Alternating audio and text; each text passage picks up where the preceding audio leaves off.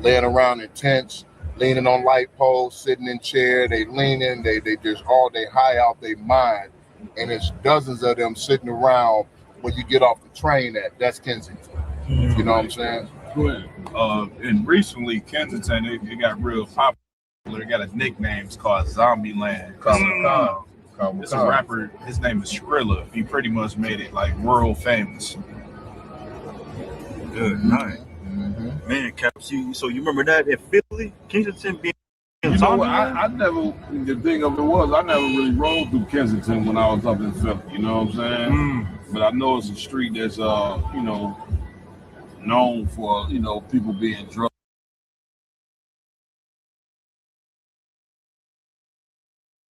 Okay, and in Philly that you enjoyed at least? Oh man, you know what I'm saying? They got a spot called Penn's Landing. I used to walk down there. I used to walk everywhere, man, when I lived out there, man. I walked the whole Market Street damn near I would walk, you know what I mean? So it's gonna all come back to me, man. You know what I'm saying? A few little spots here and there. Definitely gonna come back to a priest, man. I'm glad to be back.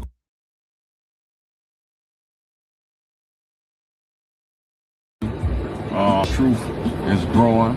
IHBK brothers putting in work. You know what I mean? Brothers and sisters waking up. We actually in Philly now, you know what I'm saying? But we here, you know what I mean, for the East Coast Cookout, which is going to be held in New York City. That's right. You know what I mean? Of course, under Commander Jenny Hanna. But, you know what I'm saying, Captain Cesario is in charge of New York City, you know what I mean? So it is what it is. The thing about Philly is how hard we worked. And the truth to, you know what I mean, I ain't gonna say to get it where it's at because I don't want to seem like I'm overstepping the work that the generals put in, you know what I mean? But, right. You know what I mean? For a time, it was just a few cities really cracking, D.C. and Philadelphia. And you had brothers kind of spread out abroad. And, Captain Shapar, Captain Todd Ward, South, Captain Makar, Captain Saka Ward, Captain Mariah, Captain Maya Shah, so many other brothers, man. We used to go to camp in Philly on Friday and New York on Saturday, you know what I'm saying? Holding guard, teaching class, like that's my most memorable, you know what I mean, is, you know what I mean, holding this troop together, you know what I'm saying? And holding this thing together until this thing eventually exploded, you know what I'm saying? Every goddamn way, you know what I'm saying? So working hard, man, going to camp, man, putting in work, you know what I mean? Building camp equipment, building the equipment for the pass over, you know what I'm saying? Like so many memories, so many, you know what I mean? There was North Philly, imagine, you know what I'm saying, everybody that's in Chicago, imagine taking the worst parts of the south side and the west side of Chicago and condensing it all into an area that's 5 to 10 times smaller. So you take all the poverty, all the hopelessness, all the drugs, all the crime, and condense it down, you know what I'm saying, into one small area, and you got North Philly. You know what I'm saying? There's some excellent brothers and sisters in North Philly. I got a lot of people that you know what I'm saying, when I was in Philly that I love, you know what I'm saying, and grew with when I was younger. But North Philly ain't no joke, as you can see by all of the police traffic. That's light work compared to what goes on in North Philly. You know what I mean? That's right. That's a daily, hourly basis right there. That's right. Right now, I guarantee you, as we're doing what we're doing, somebody's being unalived within these several blocks. You know what I'm saying? Or somebody's life is being plotted on to be unalived for no reason. That just shows the poverty, you know what I'm saying, and that we live in here, you know what I'm saying? And that shit breeds hatred and it breeds death. And it's all because of the white man. That's right. Where you at, nigga? Load up, nigga. Yo, can't really figure this clown out. Man, I could let an LA gun hit him. Great Street.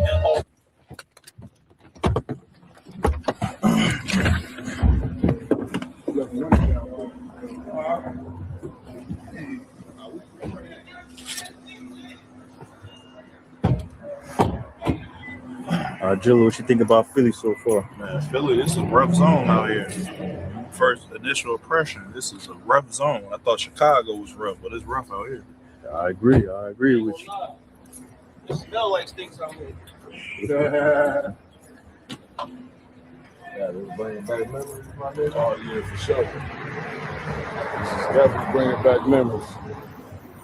Real quick, I want to show all of Akia, man. This is one of the barracks that we stayed at up down here in North Philly, man. I don't want to infringe on nobody on their privacy or whatever. But I think this was it right here. This is the barracks that we stayed in, man, right here up in North Philly. You know what I'm saying? A lot of memories. My room upstairs, up there, right there. You know what I'm saying? Living room, of course. This was it.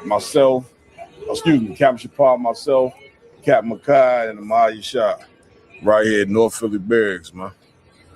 Hey, is this it right here, right? Ain't this the door? Yeah. So, Cat,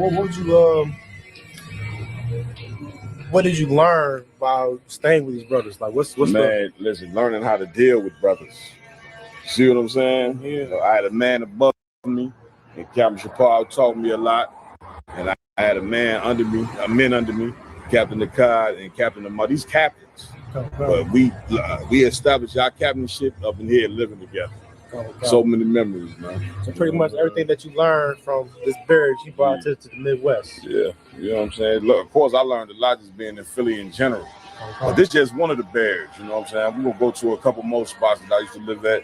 I lived in 3 different spots. This is the last spot that I lived in before I moved back to Chicago. This was it right here.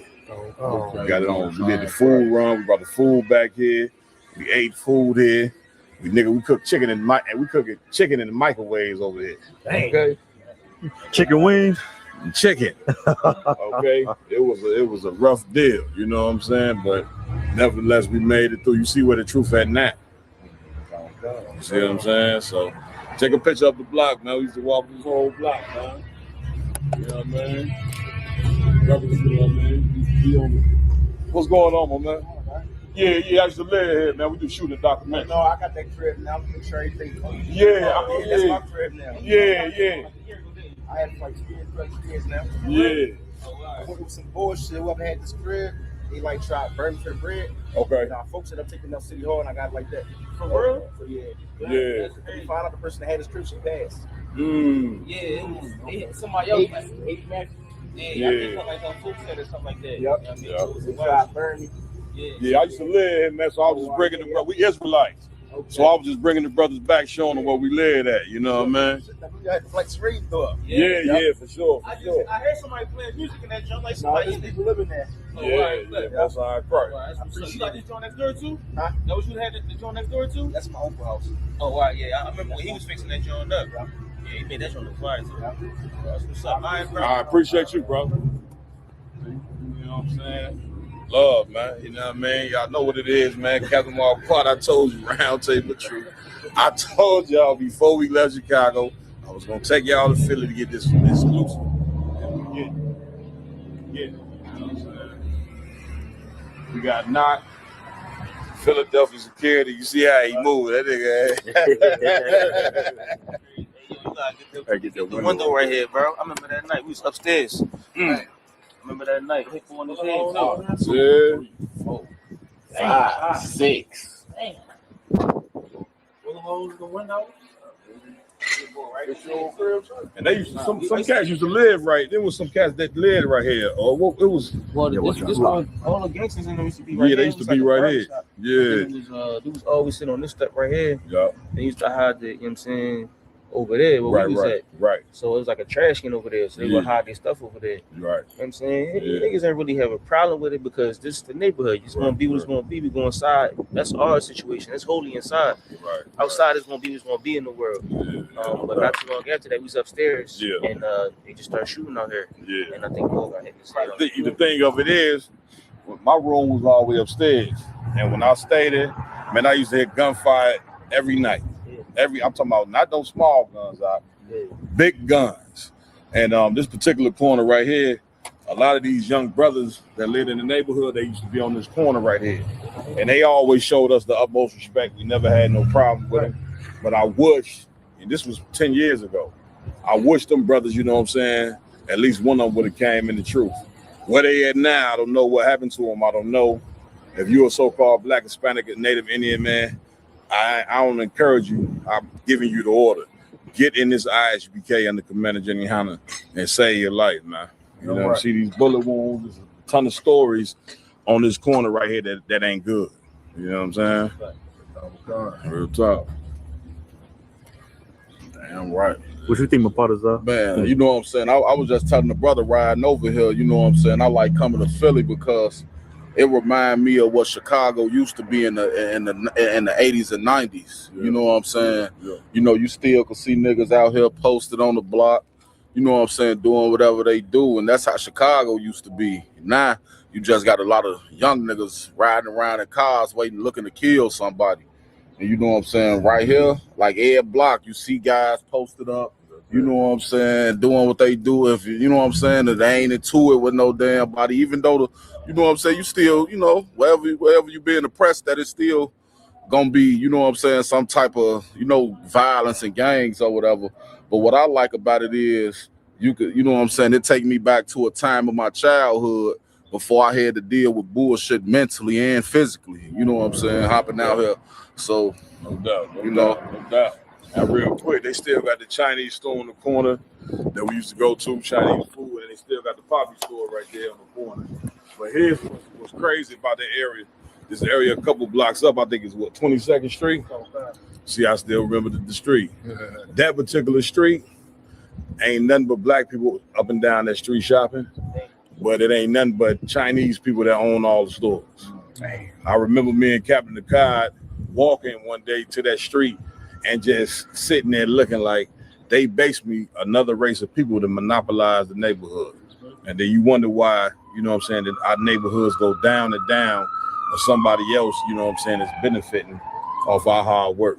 So, yeah, man. So we're going to move on, man. Hang with us, man. We got a few more spots. Get these.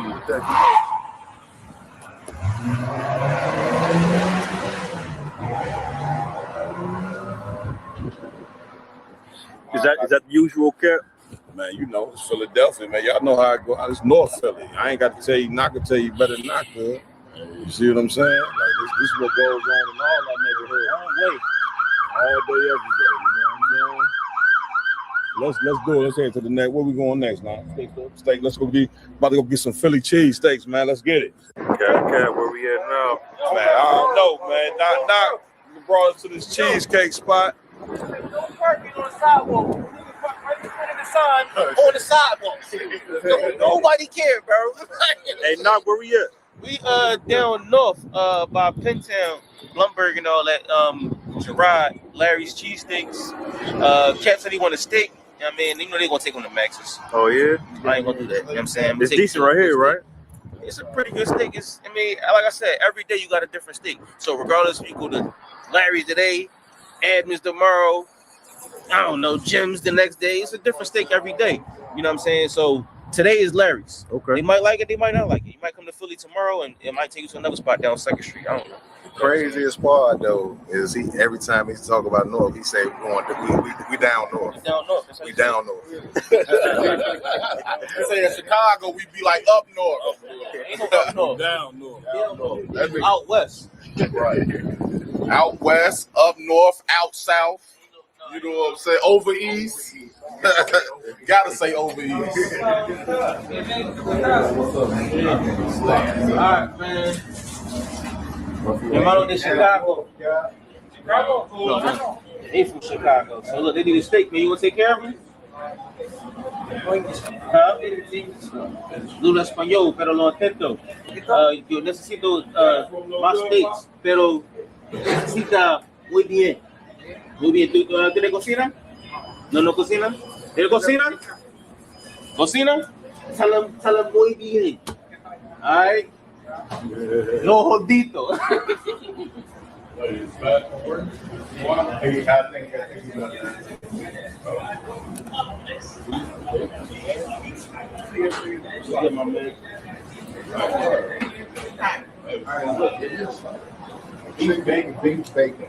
you know what I'm saying, man. We in Philly at the Philly. What's up, man?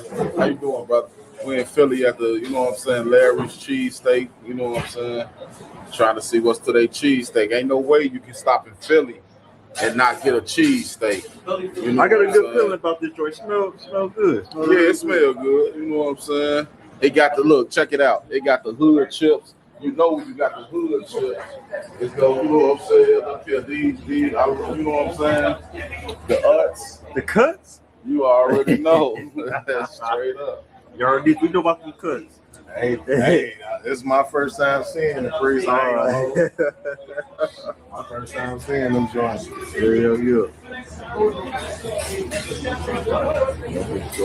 Oh, you got it. Right? Yeah. All right. No onions? I think he's going to have No onions? No onions. crazy work. I think he just said, just do it like he do it. One of them, no onions. Pepper ketchup mayo. Pepper ketchup mayo.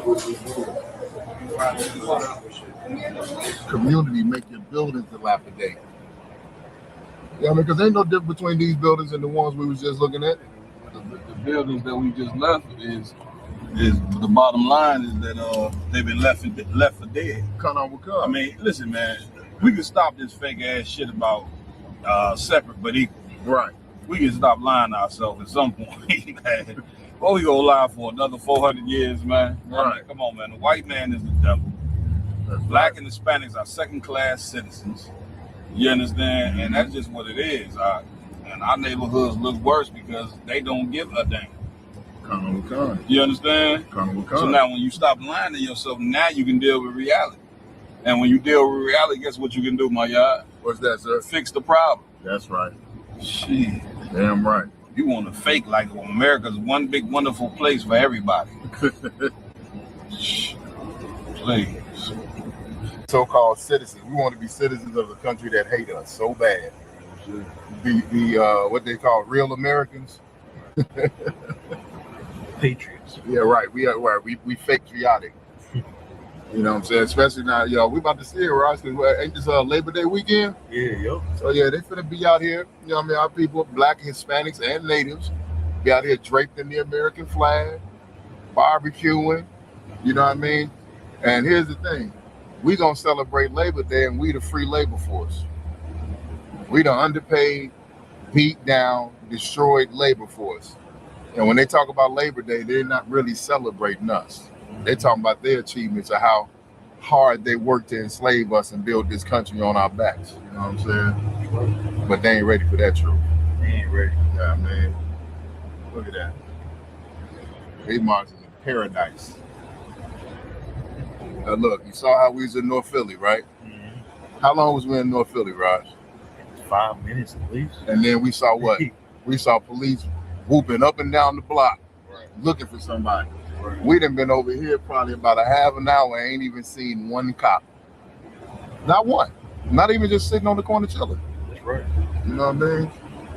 These cats ain't worried about nothing. Nothing. They in their heaven. You know what I'm saying? We just crossed over the difference between heaven and hell. You go to North Philly, you go to West Philly, go to the bottoms, you know what I'm saying?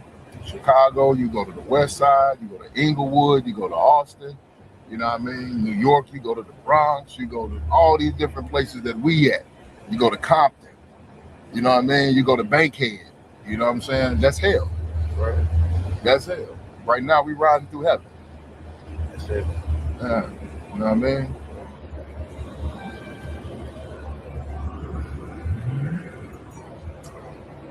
There's some place right here nice you come sit down and read your book. You want some peace? Get me right, Call him a car. You take want you a couple strong out there, read your book, shalom. Ice cream cone. And Right. You'll fall asleep out in that mother. Didn't want nobody disturb you. They fell over. Police show up. Hey, buddy, you want to wake up? Right. Where do you live? We're gonna drive you home. Yeah. We're gonna take you home, buddy. Live right around the corner. No, you don't. No, you don't.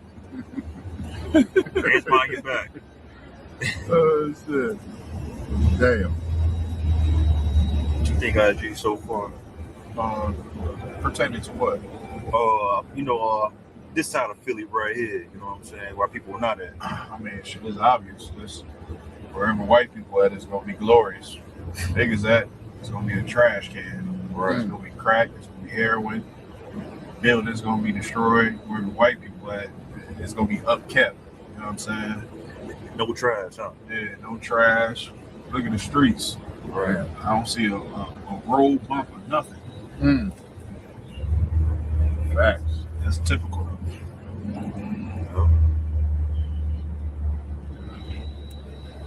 Yeah, you made a point, sir. I don't see no trash on the streets.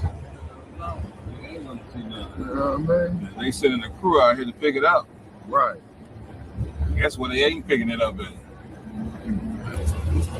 That nigga got a gun, man. Keep niggas laced in the flyers. Yeah, man.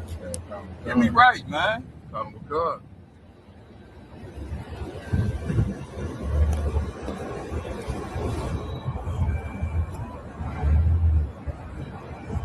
Look, everywhere we go, people like, I like that shirt. Where'd you get it? You know what it's about. What's that, sir? When you make a shirt, the shirt that you make gotta mean something. Just don't slap no shirt together, you know what I'm saying? Got to say something, my T-shirt, you understand? Yeah, kind of a We can start with a hell of a brand, huh? Damn right. RNU. That real nigga university. I think that was the street. If I'm mistaken, was that the car?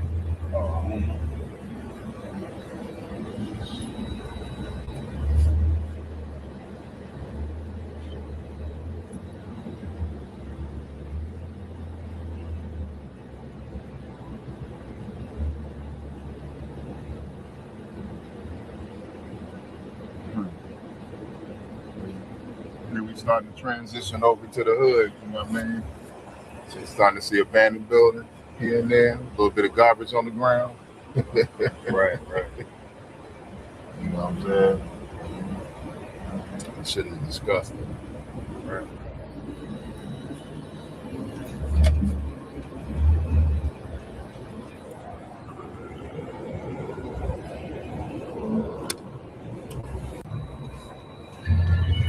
So this is what they call zombie land.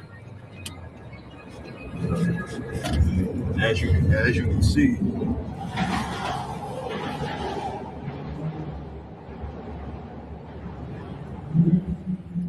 This whole block right here.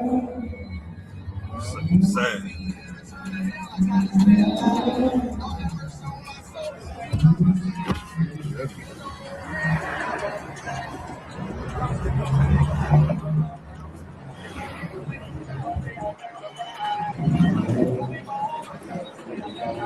This is insane. Good night.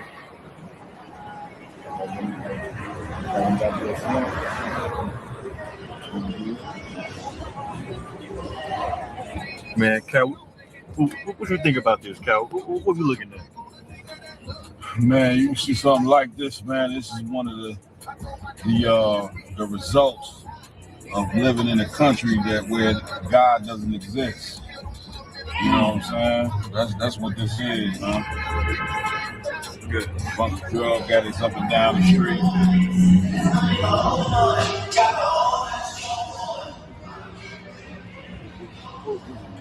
America's a godless place, huh? That's what this proves.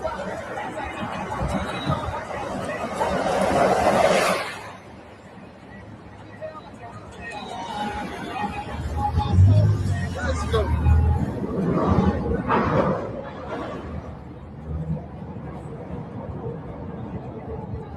Over there.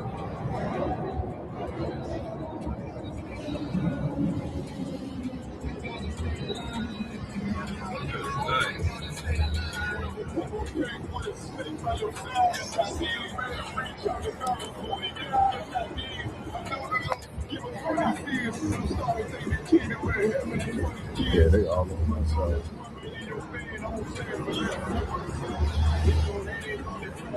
Good night.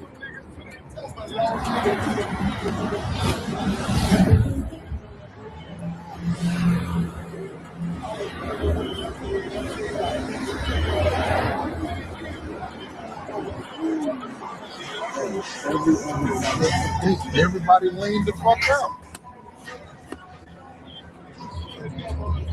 Talking about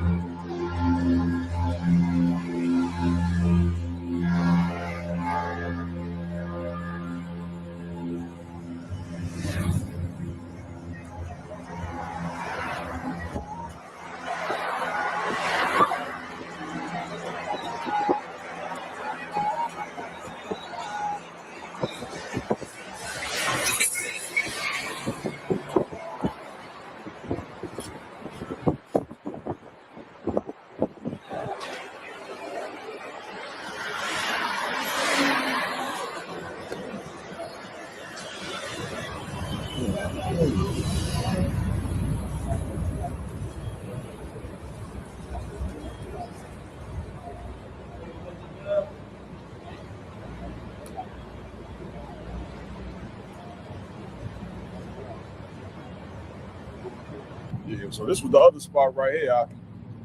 The Bears. You have the first floor.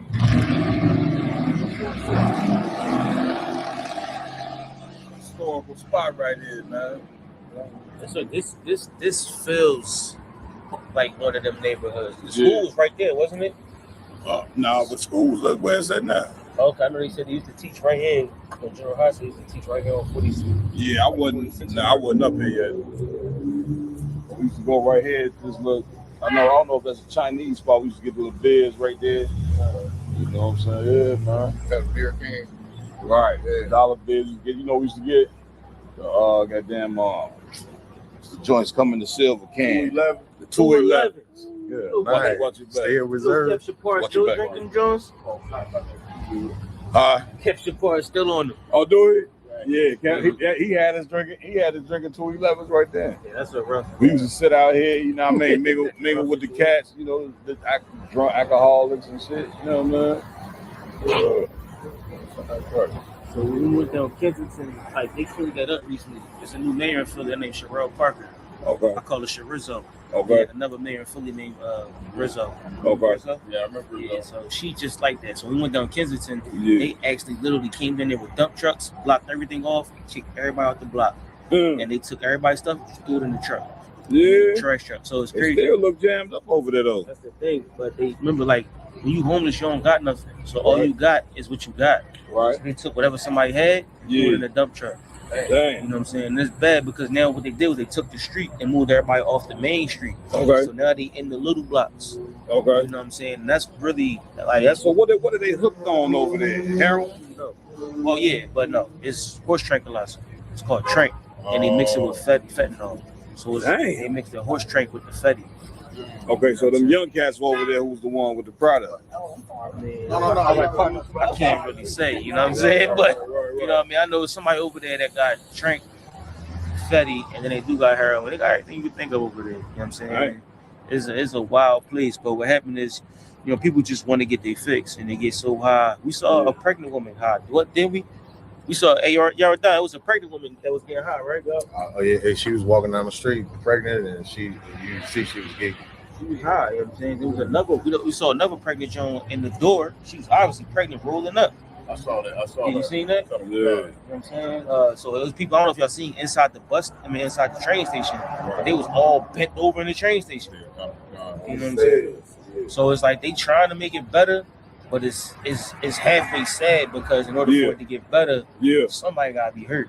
Right, You know real what I'm shit. saying? That's a straight up fact. Man, so this is a historic spot, man. We out here in West Philly. What is this, 43rd and Market, man? This is an old barrack spot. We used to stay on I think the first or second floor. I can't remember, you know what I mean? Myself, Captain Shapar stayed here. General Kathumgabah been through here. Ashaparium. Man, what it is, Captain Marquardt, IHBK. I'm out here with the brethren, man. Told you we was gonna take you to a few spots. There's another spot around the corner, man. Y'all want to see that spot? On time, Christ. Man, we can go check that spot out too. If I remember it, we're gonna make our way, man. you know, a walk through memory lane, man. What can I say? Of You know course, what if I'm I saying? could just make one small point. Please. You know what I'm saying? You could see how destroyed our people is out here. The brother just said he was Christian and Muslim. You know what I'm saying? Two totally different religions. You know what I'm saying? That's why the ISUPK is so important, because we teach you who you are and what God to follow. You know what I'm saying? This man, the scriptures say you will come in America and serve wood and stone. You know what I'm saying? That brother was a clear example of that. The wood meaning the Christian cross, the stone meaning that rock they go over there and kiss in Mecca. You know what I'm saying? And this brother is serving both of them. You know what I'm saying? You know what I'm saying? Big ups to Commander General Hunter for holding on to this truth. You know what I'm saying? Shalom. So this right here, Akim, is the first spot I came and stayed at in Philly. Brother named Haquania let me live here, right here, in this house. This is his crib right here. You see that corner store over at the end?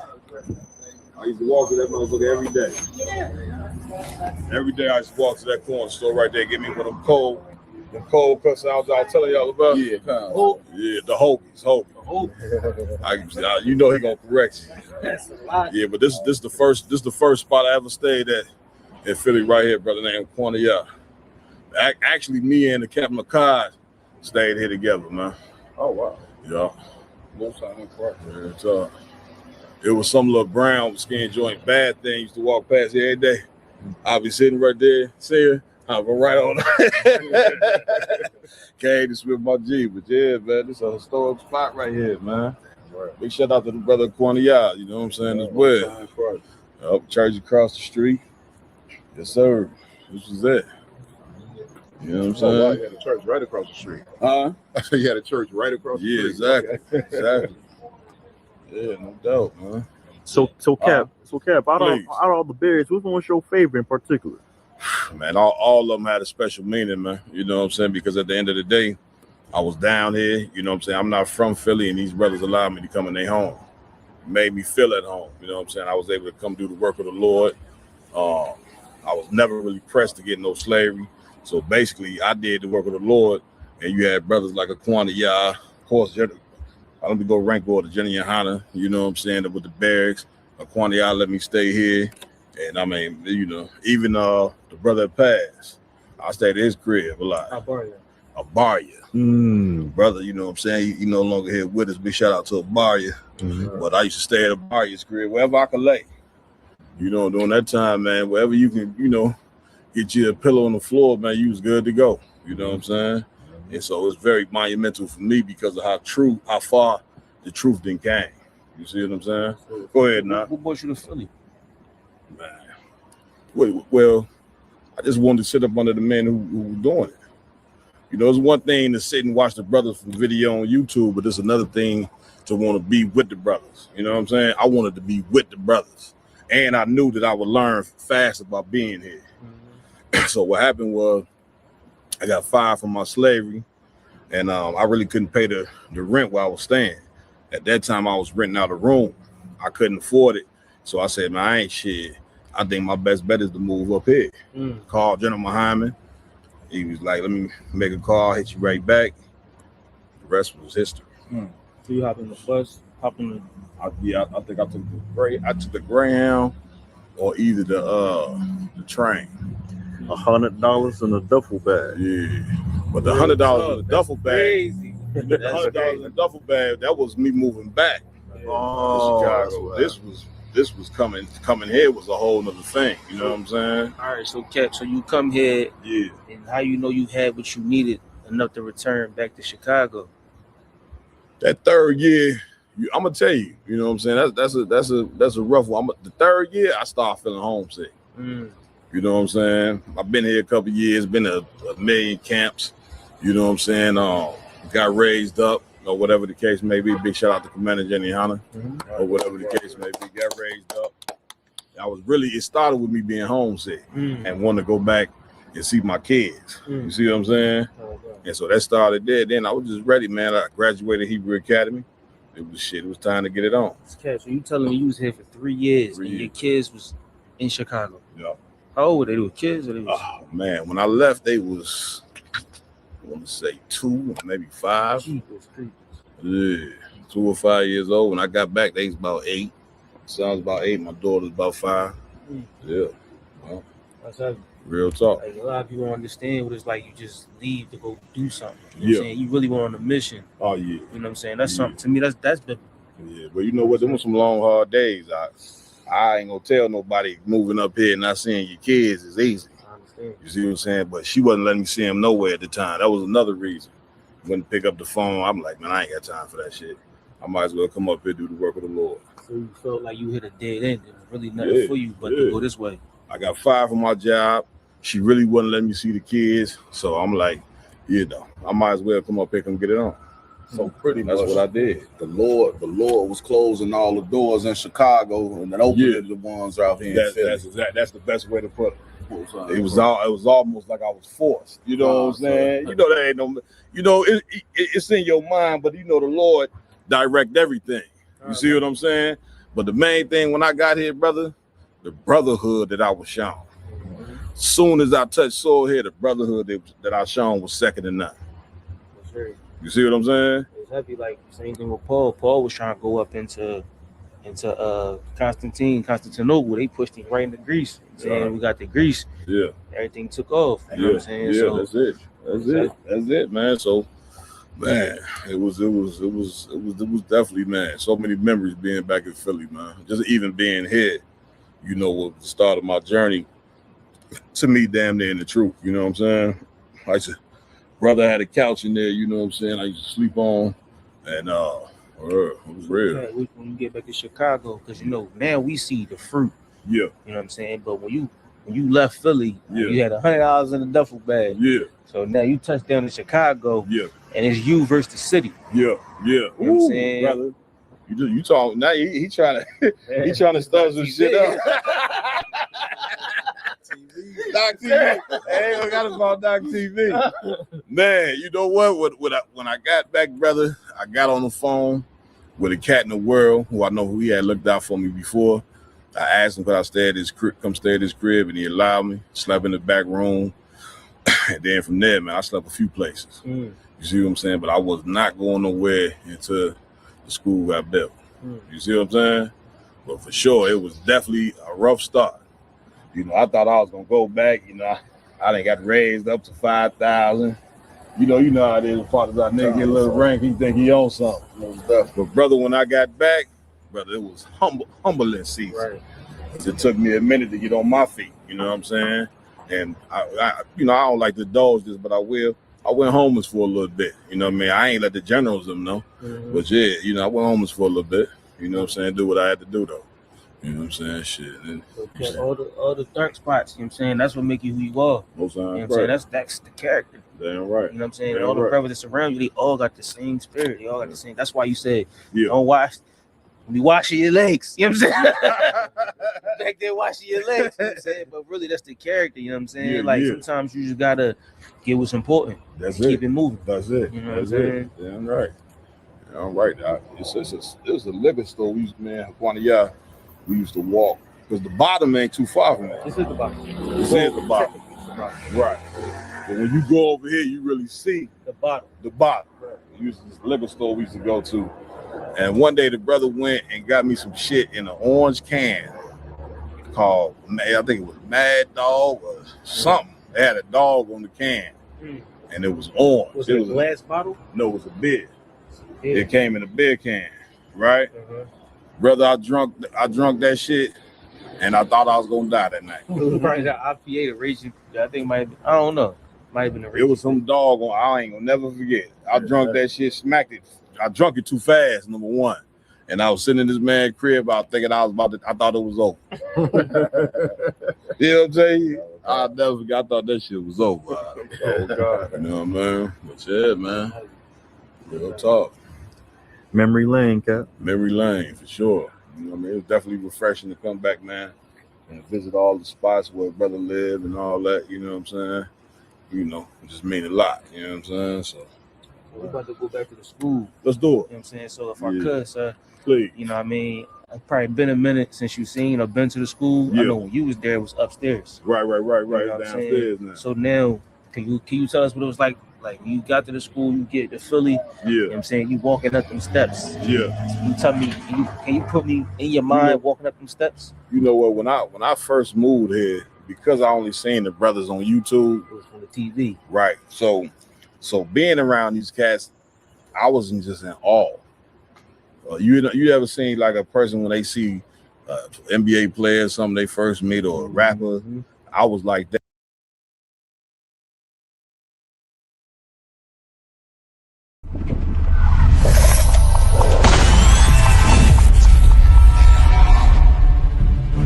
You a black Marine or a black whatever in the white man's military, that make them want to kill you more. Like when they see the uniform on you, they get an extra disdain for you. You know what I'm saying? Because they don't understand why in the hell do you want to fight for them. Cared enough about your trials and tribulations, the things that you suffered through, and how to get out of that. That's your history. You don't need a white man to have no remembrances for it. Yeah, you chastise the child too hard, or you creating trauma. If you don't say nothing to the child, then you making them soft. That's it. You know what I'm saying? Like it ain't no way for a black man to be right even when he is. White people that's out there that want to help black and Hispanic people, the best thing you can do is just leave us the hell alone. They are all against you. They all want to destroy you, and the ultimate goal of all of them is to put you back into slavery and subjection. Real Nigga University in 5, 4, 3, 2, Let's get it. 1. Yeah. Hey, Shalom Israel. Y'all know how we do it. Round table of truth. We in the building. You understand? I know the location may look a little different. You know what I'm saying? It's all right. You understand? We live from Detroit, Michigan today, man. Right. We about to get it in. Y'all know how we do it, man. Addressing topics that affect Black, Hispanics, and Native American Indians, man. Right. We about to do what we do. We got some special guests in here with us today on the round table of truth. That's right. Like always, I got to announce my co-hosts that rock it out with me every week. But before I get into that, y'all know how I do it. We got to give it up to the nigga God, man, the God of Blacks, Hispanics, and Native American Indians. Yeah. Power in the Hebrew. That's important to know that, man, because of course we've been in slavery for so long that our oppressor stripped our God from us and gave us his God. Gave us his God, and look where we at. Look where we turned out. You know what I'm saying? Following the white man's God. Right. Get me right on it, my y'all. You understand? We turn into what they are: murderers, liars, thieves, drug dealers, strippers, everything disgusting from following the white man's God. Celebrating Christmas. I mean, there was a ton of Christmas violence, like something you could not believe. Man, we played a video last night, you know what I'm saying? Sisters, they was dressed in candy cane uniforms out there fighting like cats and dogs. Yeah, kind of a gun. Dressed up as a candy cane. I saw that. I saw. We gonna talk about that a little later. You know what I'm saying? Breast everywhere. Nah, you know, you go. We about to come. Let me announce you first. Man, look, we got Detroit and Chicago in the building, man. Y'all know how we do it. Every time we get together, it's a movie. You know what I'm saying? So it's about to be a special one. Also, man, we got to give it up to our King Yahweh Shah Mashiach, whom the world ignorantly calls Jesus Christ. Right. Give it up. And of course, you know what I'm saying, none of this would be possible without the man with the plan, none other than commanding General Yahana. Damn right. Give it up. Again, I want to give it up to my co-host, rock it out with me every week. To my far right, we got Officer Lamakia Allah in the building. You understand? To my center, you understand? In here tonight, we got Officer Iwalum in the building. Beast, right? Beast. And of course, we don't go nowhere without this brother here. We call him a hundred. His name means 100 hands, but I nickname him 1,000 hands. He's everywhere. He's all over the place. You understand? Right. This brother's so hardcore. The brother, you know what I'm saying, follows me home, you know what I'm saying, every night when I leave the school. Damn right. I live up north, he live out south. The nigga trailed me to the crib, you know what I'm saying? And if you know anything about Chicago, the distance from north to south is not far. Nigga, I tried to tell him, don't trail me, I'm good.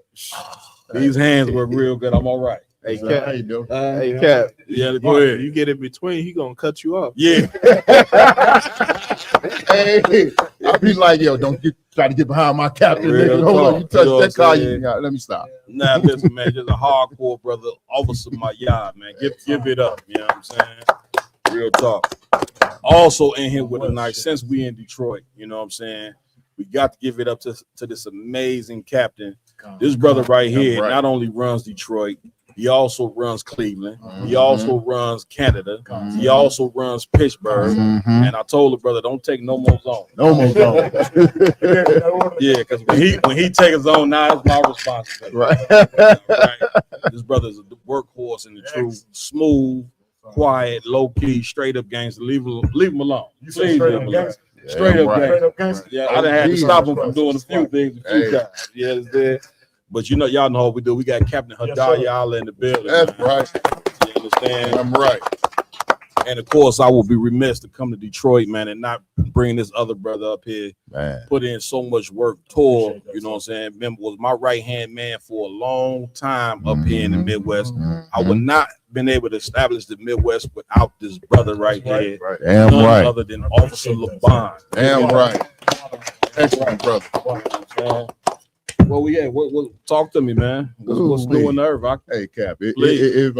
Please. You know, with everything going on in the world, you know what I'm saying? We just finished celebrating that fake Christmas. You know what I mean? And Nigeria, instead of having a fat white man slide down the tree and give presents, they had a fat white man fly over their country and drop bombs. You know what I'm saying? But we got this so-called Christian preacher, pastor, wannabe prophet. They call him Ebo Noah. Yeah, I heard about this. Yeah.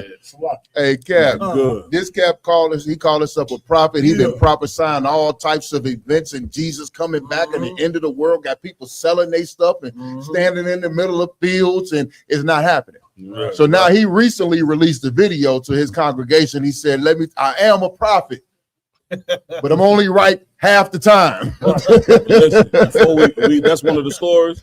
It's kind of like well, let's save it. You know what I'm saying? Okay, go It's good. Definitely a heavy story. Go ahead, LeBon.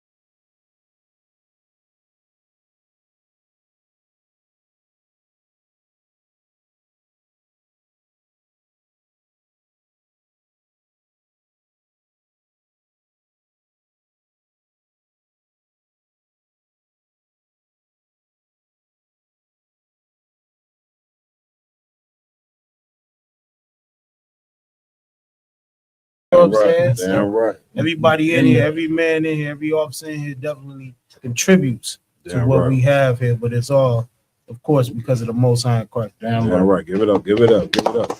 Yeah. What about the food program? I know y'all real heavy and consistent with the food program. Tell the people about that. So we got the food program, we got the expungement program, you know, job placement, all type of things going on in the city. But we give away at least 5 pallets of food twice a month. I got you. And what do the people got to come to get the food? They come 16134 Maross. Come sign up, get you a box or 2. It depends on your household, the size of your family. Damn right. We'll give you as many as you need, straight free food. Damn right. We ain't got you shucking and jiving like the white man. Right. You know, a few months ago, the red man had the whole military standing in free food lines. You understand? This The military. The military. That's right. And nobody get no food because he wasn't passing out paychecks. Here we do it for free. That's happy. And we've been consistently doing it for about 4 years now. Yes, sir. Damn right. Doing what Christ required. You know what I'm saying? Please go ahead. Because if it was up to me, all that food would be with us. Mm. Cap has got a bigger heart than me. Hey, this nigga give out food every other week. And it's full of like good shit that you want in your pantry. We got the salmon, the beef, we got the beans, the rice, all of the good shit that you need when if it go down. That's it. You see what I'm saying? That's it. So my point is, please, not that we want to give it away. Yeah. I'm actually pissed off at this nigga for giving so much away. You want to save it?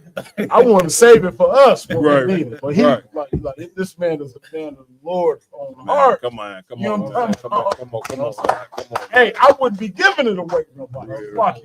Talk, man. Listen, he doing what Christ required. You know what I'm Damn saying? right. Because it's important that we teach our people the truth. You know what I mean? Give them the morals, the law, statutes, commandments. But remember, Christ also fed the people. Yes, sir. You know what I'm saying? So you can go out there and teach them, but it's hard to teach somebody whose stomach is growling.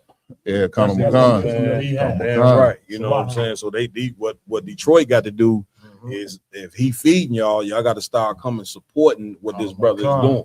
Because unfortunately, black people, you know what I'm saying, the only way for us to get fixed is this truth.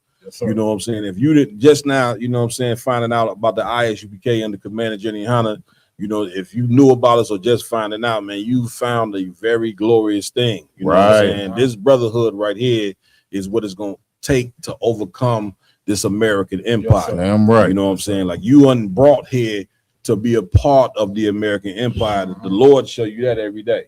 Every time you turn on YouTube, Instagram, Facebook, you seeing some brother or some sister being mistreated, you know what I'm saying, by the same empire, government, or police force that's supposed to be protecting you. You know what I'm saying? That's the Lord trying to show you, trying to unblind you from the reality that you've been in with this whole dream of joining America. And that's just not what it is. You know what I'm saying? So it take real men, it take real niggas, man, to go ahead and go to the front line to be able to go and wake their people up. And that's what you brothers is doing right here, which is extra heavy. You know what I'm saying? Cap, I want to ask you, man, this brother sitting next to me, my left, what does this brother mean to you right here, Oh, man, stop playing. Stop playing. Vaughn is definitely the brother that raised me up and brought me right here in these doors. Damn right. He's Damn a right. mighty man in the truth. Damn right. Damn right. Give We it up. couldn't do nothing in here. Damn right. Damn right. What this brother right here, man, he Bond? He represents like a weakness that I had. You know what I'm saying? That he stepped into a spot and covered. You see Damn what I'm right. saying? Damn right.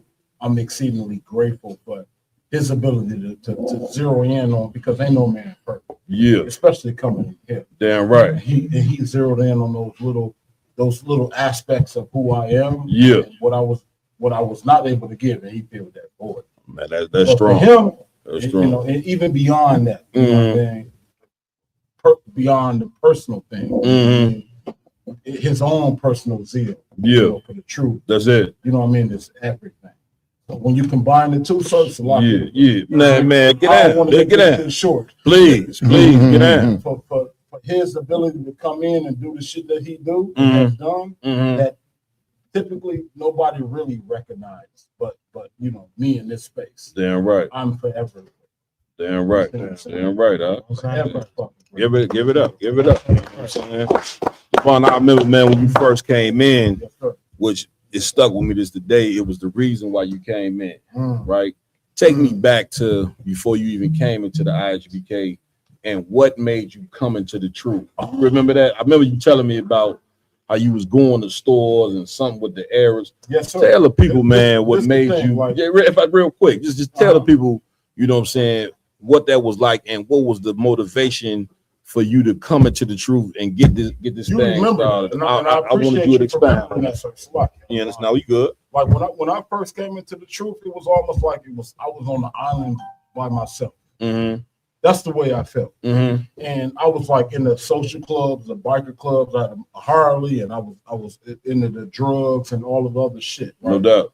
And but it was a part of me because I was from the penitentiary. Mhm. And the penitentiary is all about Black power. Mm-hmm. So it was a part of me that always had this aspect of somehow bringing our people together so we can overcome the oppression of the white man. No doubt. You see what I'm saying? No That's doubt. what really was my motivation Mm-hmm.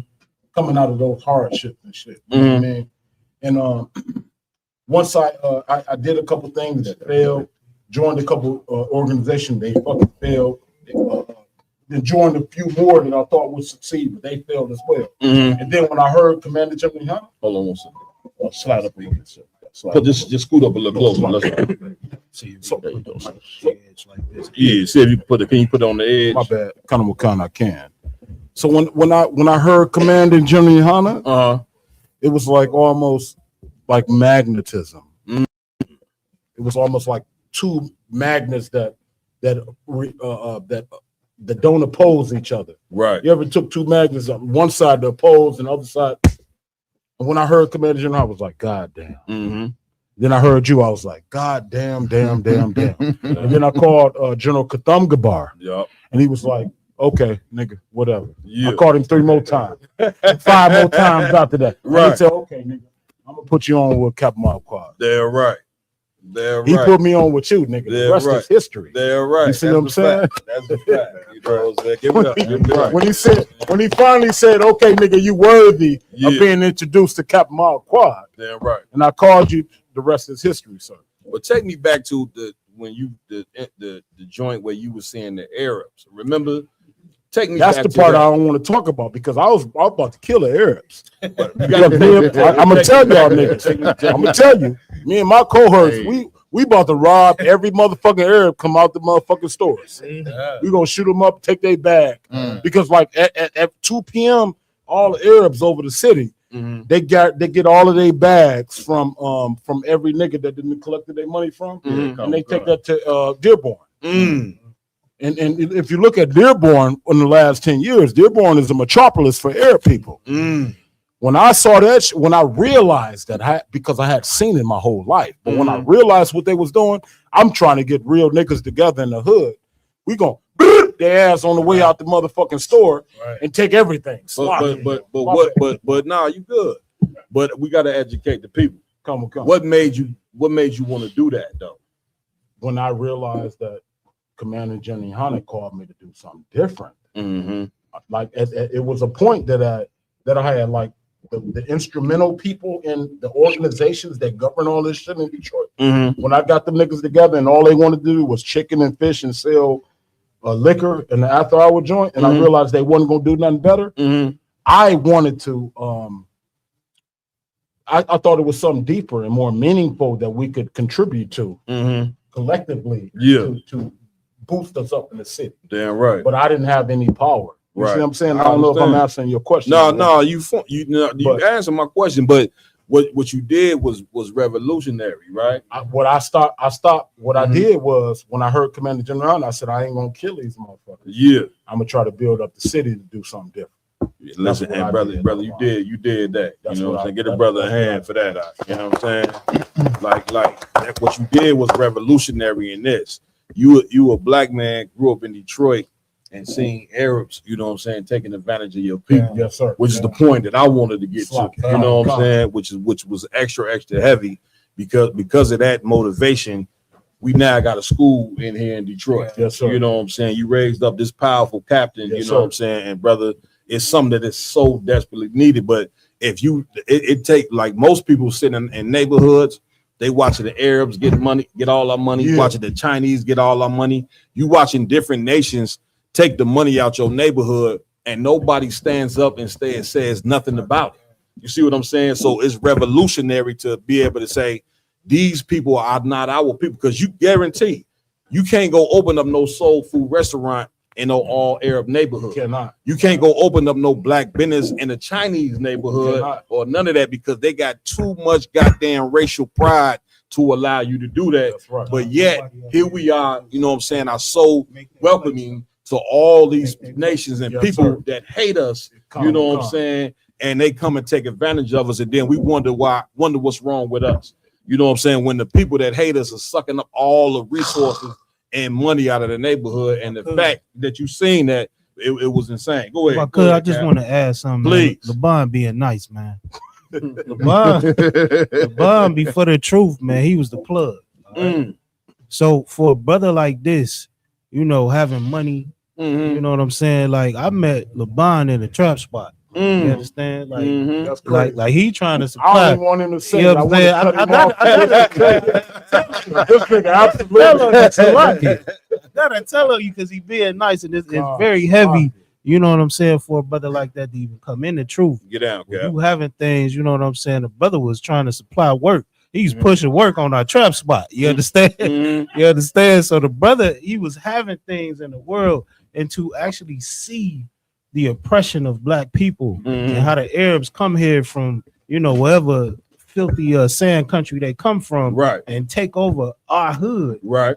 He stopped what he was doing. The brother is fishing and he having money. You understand? So no doubt. he don't gotta think about poor black people. Right. He ain't no poor black person. He Right. wasn't poor. Right. He wasn't going through poverty. He Right. wasn't. He didn't need nothing from these corner stores. The nigga had right. enough money to buy the stove. Damn right. And seeing that oppression, you understand, actually made the brother come in this truth. Damn And that's a heavy thing. And Damn if I right. could, me finding out, because of course we have a similar story. You know what I'm saying? I'm calling. I'm coming to you He next. ain't say that part. Yeah. This nigga Now, buying the listen, drugs. hey, if I could, let me do a quick disclaimer. If I could, now they talking about their former life, Israel. Right. This is not current.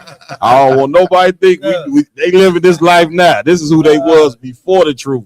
But it's important. It's important that we bring out who these men were before the truth, because of course there's a ton of brothers and sisters out there that's living negative lifestyles, you know what I'm saying, and living a life that they should not live, and don't know that it's a whole nother side that they could come to, you know what I'm saying, which is what Christ was all about. Remember, Christ said he came for those who need medicine. He ain't come for those that was perfect already. He checked the Sadducees and Pharisees on that. He came for those of us who are mentally ill from living under the oppression of America. And this is important to bring out, to give our people hope, to let you know that whatever lifestyle you may be living now, it's an opportunity for you to totally change. You know what I'm saying? Go ahead though, Cap Slocky. Yeah, if I could though, Please. it was just a heavy thing, you know what I'm saying? The background that we come from. Damn right. Especially, Damn right. you know, LeBron, like he ain't have to see none of that oppression. Damn right. He was not living in that oppression. That's so right. to see that, you understand, and actually come in here and try to do something about it. Damn right. It's definitely heavy. That's all I was saying. Give it up for the brother, man. Go ahead. Come on. If I could ask Please. you, sir, Officer Laban, like, what was the switch in your mind where you know, was in that life and you was, selling or whatever, and you decided like, okay, I don't want to do this anymore, and I want to protect my people. The switch was, and the switch was like I was in the penitentiary from 17 to 26, and in the penitentiary, believe it or not, the most talented of individuals in our perspective is there. Right. I'm talking about, you get scientists there, mathematicians, lawyers, the smartest niggas on the place of In the penitentiary. Black men. You don't think that. You think you think it's a full of dumb niggas. Right. I was in the penitentiary. If anybody have had a conversation with me about science, Yep. I'm talking about anything. Yeah, Have a conversation with me and then call me a dummy. Right. You'll be the dummy yourself. You Mhm. see what I'm saying? So And there is men way in terms of intellect, way smarter than I am. And that's the thing that actually brought me out of being a child to what the semblance of a man that was worthy of coming into the UPK. Right. Right. I'm not saying that those niggas there match us out here. Right. But they are quintessential to like those dynamics that you need in order to start thinking about what it takes to be a man. Right. So in there, I was like, God damn, man. You know, at some point I got to stop.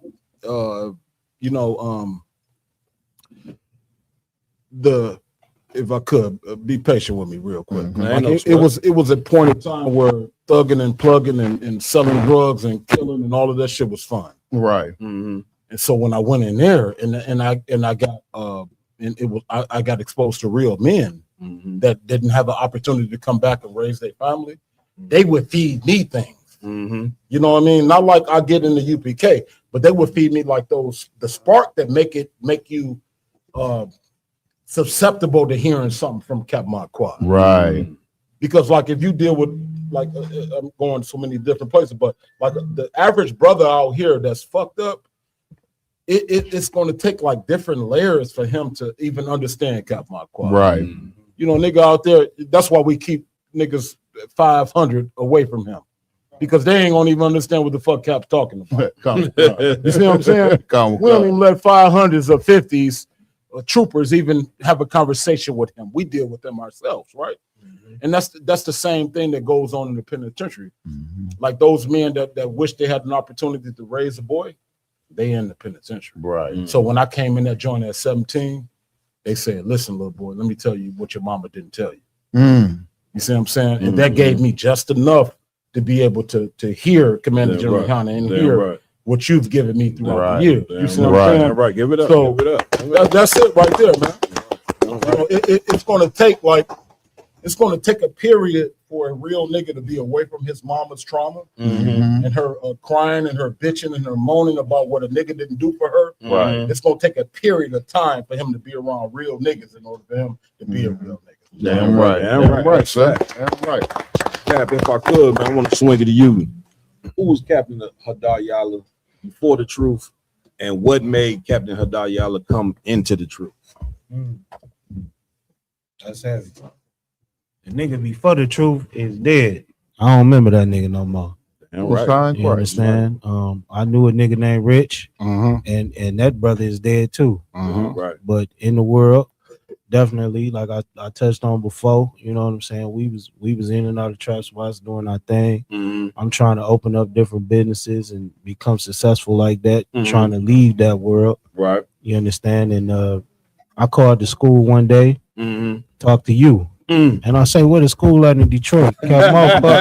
He say, you the school. I say, I don't know what the hell he talking about. I put the blunt out to call you. I just didn't want you to be smoking the blunt. You know what I'm saying? I called back 6 months later and he gave me a brother's number. I looked at my phone and I said, man, I got this brother number on my phone. It just so happened to be real talk. No, you good, man. That's why I tell you, man, the bond is the reason why I'm in the truth. Damn right. Because I was studying from the outside for about 4 years. Yeah. You understand? And I wasn't gonna come in here because I didn't like niggas. I I wasn't standing next to no nigga. I'm not going to the club with no nigga. I wasn't doing none of that. Right. When I said I saw that number on my phone and it was already programmed in, I said, man, listen, man, this got to be the truth. Right. This the Lord, right? Right. And he ain't lying. Yeah. If I could, so this nigga's not lying. Because at the same time where I was calling you, he had already called you. He had already called you. Yeah. And like me and him we was already doing business. Yeah. And I look back and I'm like, if that wasn't the Lord, good night. Right. Right. This nigga doing business. Right. Big business. Damn right. Man, listen, business. Y'all done came in here and sparked something, you know what I'm saying, in the city of Detroit that is definitely needed. You know what I'm saying? Give it up. You know what I'm saying?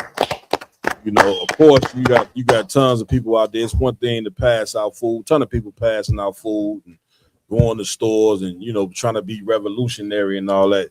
But the key to being revolutionary, first and foremost, is changing yourself as an individual. You can't change anybody until you change yourself. That's the first part of being a revolution. You understand? And you can't do that without the morals that's written in that Bible. And what's so heavy about the IHBK is that we are the men that the Lord, you know what I'm saying, imputed to understand the Bible. That's right. To understand. It's a ton of, this book is the most sold book, you know, get me right, Lamont, you know what I'm saying, in the world. So how many men actually understand what's written in them records? If you sit in the UPK, you know what I'm saying, or you listening, man, the Lord is opening your eyes and your ears, you know what I'm saying, to something, brothers and sisters, that is unbelievable. Damn right. Like, this is going to be the key to get you out of slavery. Damn and right. we know we still in slavery because, of course, 1 million of our brothers and sisters just 2 days ago celebrated a holiday, you know what I'm saying, that have nothing to do with our culture. It has everything to do with white supremacy, like something you cannot believe. Right. We went over it last night. It was a ton of violence. You know what I'm saying? A ton of wicking, a ton of killing, a ton of horn with because Christmas, you know what I'm saying, ain't nothing about but Satan. That's and right. Them family dynamics just turned to crap. You understand? Please. Killing everybody at the Christmas event. That's it. Because he remembered. That's it. Right. You know, the molestation. That's it. So, you see what I'm talking about? man, I just wanted to highlight that, man. Touch bases with you, brothers. Man, Lamont, where we going first, man? Let's get into these stories. Come on, please. So the first story we're gonna get into tonight is we're gonna jump into Nikki and Donald Trump. She said she's not going to. She canceled her Instagram and everything like that for going to Charlie Kirk's widow, her podcast, or whatever the case may be. Okay, let's get it. Nicki Minaj was going to go to Charlie Kirk's. She went to Charlie After he Kirk. died? Yeah. This was just if I could, sir. This was just about 2 weeks ago, about a week or two ago. His wife is named Erica Kirk. You know what I'm saying? She took over his organization. So Nicki Minaj, and she already went in front of the United Nations to defend Nigerians, and she in Trump's administration. Now she's sitting down with Erica Kirk, having an interview about how great it is to be a Republican. Man, let's get it, Raj. That's disgusting. Or a Trump supporter, actually. You know what I mean? The disgusting part. If I could, I'd want. Oh, let's play this video real quick. For Governor Newsom. I have to read these tweets because they're amazing and they are so funny. Okay, first one, we'll do this one. Unless you want to read it in your own voice. I think it'd be really great. Okay. Oh, Gavi Poo, it only gets worse from here for you, buddy. It's the end of the road for you, my love. Get on the nearest jet ski and let that beautiful hair blow in the wind. It'll make you happier than this race that you will not win. Enjoy life. Peace.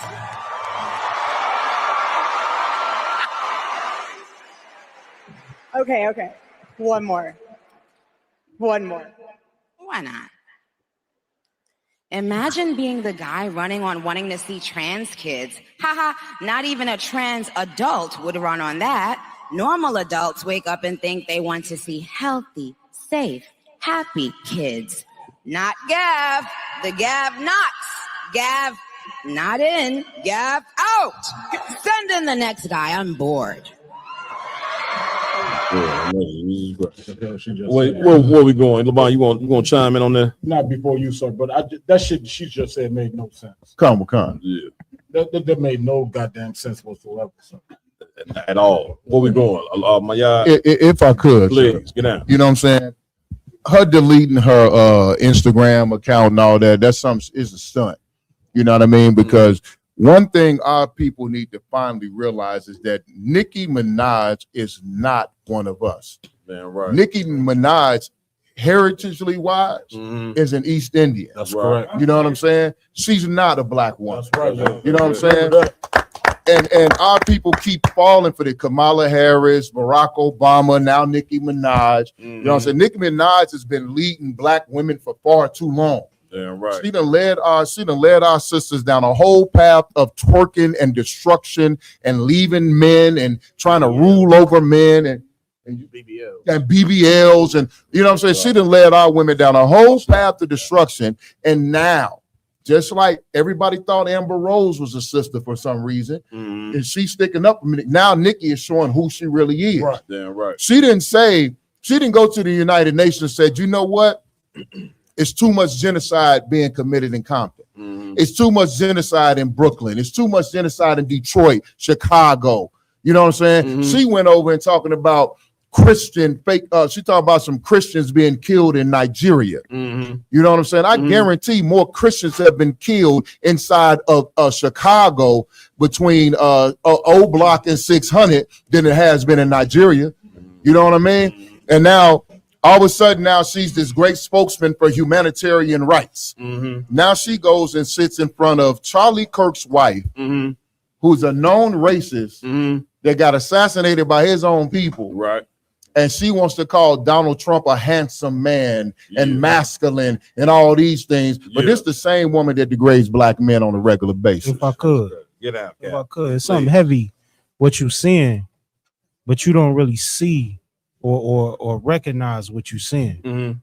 You can look this up. It's facts. All right. So rappers have been accused of paying for pardons. Anybody know Nicki Minaj's husband has a case where he is a sexual offender of some sort. That kind of Khan. Right? And they've been going through different things to where their address has been publicly, you know, put out there. Right. Now you got Lil Wayne. They not gonna say that he paid for a pardon. What you can look up is that his lawyer publicly donated to Donald Trump. There's another one, Kodak Black. All right. Kodak Black, pardon.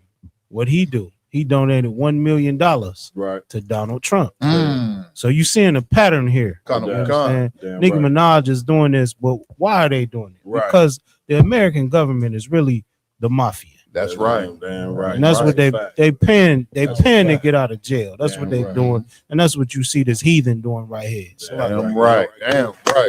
If I could add to Cap. Get out. And he's absolutely on point in everything that he just said. But the other thing that we need to be focused on is what they're really trying to do is to get all of our children, everybody below us, to just placate and just assimilate. You know what I'm saying? They want this thing to be so normalized that it's just, you know, a matter of breathing. You see what I'm saying? Right. That they conform to it. No doubt. And they want our people to just inhale it all, and just digest it all, and just conform to it all. You see what I'm saying? That's the thing that like in this time that we're in right now, we're in the Feast of Dedication. We just ended it. Damn right. But it's so significant what those brothers and sisters went through in those captivities, right? That the Romans and our oppressor, really his whole ideology is to get us to say, okay, we done with what the Lord wanted us to do. And we just gonna do whatever you want us to do. You see what I'm saying? Our enemy just want us to conform and placate and just assimilate. And I think there's no better time than right now, coming out of the feast. You know what I mean? Coming out of dedication, to really, you know, to hunker down and then realize who you are and what you should be into the Most High. Damn right. You want to say something, RJ? Oh yeah, Please, Khan. Just to piggyback on everybody's point, like with Nicki Minaj going to Turning Point USA, that's just it's okay. Black people got to start taking things for face value. Right. Turning Point USA is the poster child for I hate black people. You know what I mean? So if she's on this platform, she's publicly telling you, I don't give a fuck about black people. Damn right. Now, this is my opinion. She should be boycotted for going on this platform. Damn right. Man, I just want to say this, man. You know, even though she is, you know, she's not our people, right? Right. But people think that she's our people. So trying to go down that road to argue that it's really like a mute point. It's like trying to argue Nipsey Hussle and our people. The brothers and sisters in Cali, they might kill you. They will kill you. They would definitely. So since she has been made a leader for our sisters from the time that she grabbed the microphone, listen what she rapped about. And so instead of our sisters looking to sisters that got a moral standard, they've been looking at Nicki Minaj ass naked for the past 20 or something odd years. And you wonder why in 2025 you got young black girls all across America. They walk into school in basically panties and bras. See what I'm saying? Now, this is why we call a white man the devil, because he took a woman like Nicki Minaj, give her a rap contract, give up millions of dollars. And come on, man, we got to stop being so dumb, man. Damn right, sir. All radio stations, a lot of these radio stations in these inner cities should be shut down. Damn right. They'd take Nicki Minaj, and they the ones who they get the spins. And so now you don't understand, because our home structure is destroyed, and you don't got a father and a black men and black women right now are enemies. You understand? So if you got young daughters, they ain't getting fed the proper knowledge that they should get. So guess who becomes the knowledge that they lean on? Every morning when you turn it on that radio and your daughter's on their way to school, you playing Nicki Minaj, you playing Megan Thee Stallion, you playing what's the Cardi B, Sexy Red. You don't even understand. Your daughters are being Glorilla. Your daughters are being programmed to be whores. Right. Like the white man run the radio station. The white man run the videos and all that. So he has been our father for a very long time. Now he done took this nasty hoe and had her go to the United Nations like she speak for black people. Right. That's right. And she been on the mic rapping about being a fucking whore. Excuse my language. You know what I'm saying? For 20 something odd years, and now she's the representative for black people, which is a tool that the white man has been using the whole time we've been in here in America. Yes, sir. He's world famous for doing what? Taking an athlete or taking an entertainer and making them your leader. Yes, sir. How the hell is an entertainer or a singer gonna be the leader for black people? Right. When they don't got no moral themselves. Not at all. Entertainers and athletes, the minute you giving them a check, they gonna do whatever the white man do. They like a pet. You know what I'm saying? Roll over, Charlie. Right. I do this. Yep. Fetch. Don't salute the flag. Get on your knees. You understand? From the inception, they've been trained to be a well-positioned slave. Yes, sir. But not these brothers in the ISUPK. Damn right. You understand? You ain't no bags of money that you give us to stop us from speaking the truth. And Nicki Minaj, just for the record, is not a representation for black people at all. You understand? She don't speak for us. She don't speak for our sisters. You know what I'm saying? If you want a real, come talk to some of these sisters in the school that been raised up by Commander Jenny Hanna. Damn right. See what I'm saying? This is the reason why you can't look to people with money and look to people for fame and say, this is an example that we're going to follow. Go find them lowly sisters, man, that's cooking for brothers like these sisters in here tonight. Get the sisters a hand. Damn right. You understand? Sisters that's cooking for brothers, you know what I'm saying? Having babies for brothers, you know what I'm saying? Taking care of the home. These are the superstars amongst black women. Women who, when they leave their house, they represent their man because they ain't got their fucking breasts out and ass out. Right. You know what I'm saying? They covered up. These are the women that should be put to the forefront, not no disgusting piece of garbage like Nicki Minaj. Damn right. Get me right on. You know what I'm saying? Go ahead, my Hey, guy. Cap, what Please. you saying is so heavy because sisters like Nicki, Salakia. Sisters like Glorilla, Cardi B, Sexy Red, and heathens like Nicki Minaj, Amber Rose, and all these that so-called represent slut black walk. women. Remember, The she had the slut walk. She had a whole slut walk. Now we celebrate Sluts. slut walk. What they're doing, Cap, is they're pushing an ancient tradition in America that has been since slavery. Because since slavery, the so-called white man has used our women as his sexual plaything. That's a fact. You know what I'm saying? That's a fact. At his leisure. That's it. He will go and grab a woman that's a sister that's 12, 13, 8, 9, 10 years old, 20 years old that never laid with a man. That's He'll it. go and grab your wife when it. it pleases him to torture you. Damn right. And these women, these sisters and these heathens are simply perpetuating the plantation lifestyle and making our sisters willingly become whores. That's it. You know what I'm saying? And thinking that being a whore and dressing like a whore and dressing unbecoming of a woman, unbefit of someone of a mature age is a common thing and an expression of femininity. That's it. All of a sudden, being a good wife, being a good mother, learning how to work with your husband and raise a house became passe, and that's barbaric and archaic and primitive. But all of a sudden, showing your breast and showing your ass and twerking in the streets and talking about I don't need a man and destroying your household has become an expression of black femininity. Damn right. You know what I'm saying? And listen, what you bringing out, I just want to say this point. We're gonna move on to the next joint. What we don't understand is BT back in the day was extra evil, you know what I'm saying? Because at midnight, you know what I'm saying, they would have our sisters, you know what I'm saying, butt naked. BAT Uncut. Right, you see what I'm saying? Which what we don't understand is that it makes a man only focus on the sexuality of a woman. Right. Where you only caring about how she dressed, you ain't focused on what's in between her ears, man. Right. You understand? Come like, on. we allow this devil, you know what I'm saying, to only allow us to focus on the physicality of a woman and not the brain of a woman. You see what I'm saying? Why? Because the white man took over BET, even though it's called the Black Entertainment Network, whatever the case may be. He running BET. Right. He running the radio station. And this man have no intentions of you ever, you know what I'm saying, rising up as a people. So therefore, he want to be your father. He want to control everything you do. So when I'm gonna tell you, you can take it how you want to take it. You can go to church and listen to your preachers lie to you all day. But I'm telling you, according to them records in that Bible, God is gonna charge the white man for destroying black people, man. God is gonna charge, like, black men, just drug dealers and all that. They drug dealers because the white man made them drug dealers. Right. You see what I'm saying? He cut off your economics, you know what I'm saying? Put heathens in your neighborhoods.